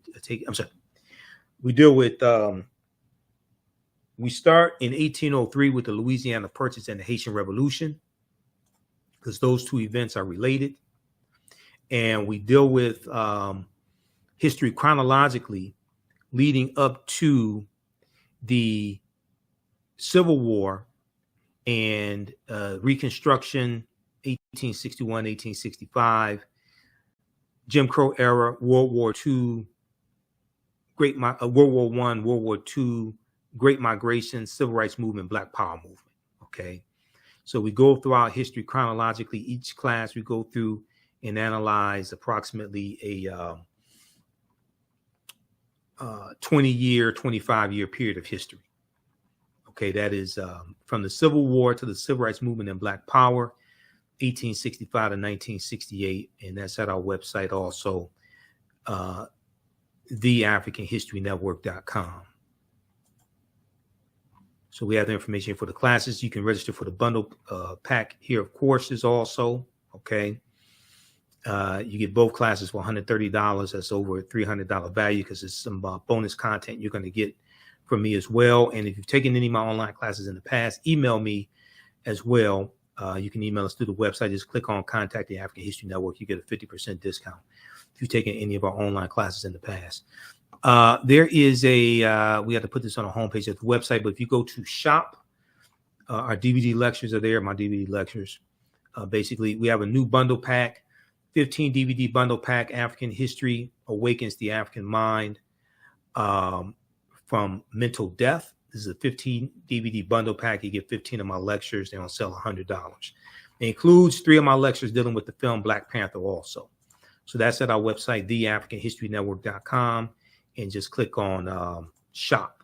Okay, and we have it there. Has my DVD lectures and some other ones also as well, and a few documentaries also. Out of Darkness, Heavy is the Crown, Out of Darkness documentary also. All right, remember the African History Network, you focus on educating, empowering, and inspiring people of African descent throughout the diaspora and around the world. Thanks for staying for this extended broadcast. I had a lot to deal with because this is a deep, deep topic. It's a lot of history. I got more information on Dahomey, more articles, things like this. We just don't have enough time to get through all of this. But this is a really, really important topic. Too much nonsense, misinformation floating around on social media. None of those people saw the movie. Okay. I looked at, I have 1 million followers on our fan page, the African History Network. I looked at probably over 100 comments. I lost track of the comments that I saw. Nobody who saw the movie had overall a negative opinion of the movie. Everybody who saw the movie was blown away by it. The only people who had something negative to say were people who didn't see the movie. So what does that tell you? Right now, it's correct wrong behavior. It's not over till we win Wakanda forever. We'll talk to you next time. Peace. Repair Nation's 4th Annual Black Cooperative Solidarity Conference 2022 is taking place Saturday, October 8th, 2022. They welcome you to the Black Solidarity Co-op Conference hosted by Repair Nations. They are excited to offer their virtual conference on cooperative action in the African diaspora community. Their theme this year is I versus We, Repairing a Nation. I versus We, Repairing a Nation. Working toward that goal, they've put together a stimulating day of workshops on Saturday, October 8th, 2022, taking place 10 a.m. to 4 p.m. Pacific Standard Time. They're offering virtual classes around building cooperatives, funding resources, land sovereignty, and travel around the African diaspora. They are looking to offer popular education in the following areas: how to work collaboratively, Black identity, finances, and how to fund your cooperative, Black independent spaces, Black greatness, collective versus individualistic mindset. This is an all virtual session taking place Saturday, October 8th, 2022. Suggested donation is between $5 to $20. Donation encouraged but not required. Join them as they help to shift the paradigm toward a more cooperative consciousness on the planet. Hello, African History Network family. You've put it off for way too long. Now it's time to act for your family, your future, and the next generation. Get life insurance for that peace of mind and security for you and your loved ones. Build your financial foundations starting today. Your independent agent at Fortified Trust Life Brokers, with over a dozen strong A-rated life insurance companies to offer you the life protection you need when it comes to final expense, term life, whole life, mortgage protection, annuities, and more. They are currently licensed in Alabama, Georgia, and South Carolina. Don't let a pre-existing health condition hinder you from getting life insurance. you can get the affordable coverage you need today. Life insurance is only the beginning. Email them at Fortified Trust Life for a free fact sheet explaining the 5 basic building blocks for a strong financial foundation. It's their gift to you to help you fortify your future. Email them at fortifytl828@yahoo.com or call them at 706-339-5096 and leave a message. Fortify your future today. The work that I do is larger than the fashion industry. It's larger than the art world. And I believe that I was born to bring newness into this world. I'm Kaima McIntyre. I'm 24 years old and I'm an artist. I create everything from paintings to jewelry design, metaphysical jewelry to be specific, and fashion design. The only reason why my prom dress went viral is because people needed it. Within a few days of going viral, Notori Naughton reached out to me and she's like, I saw your dress, can you make me a dress? I was equally as shocked to be asked by a celebrity to design their dress at the age of 17. That's just one person, and the list just continues to go on, to Janet Jackson, to Tyra Banks. It really hits home. That means that the discussion is happening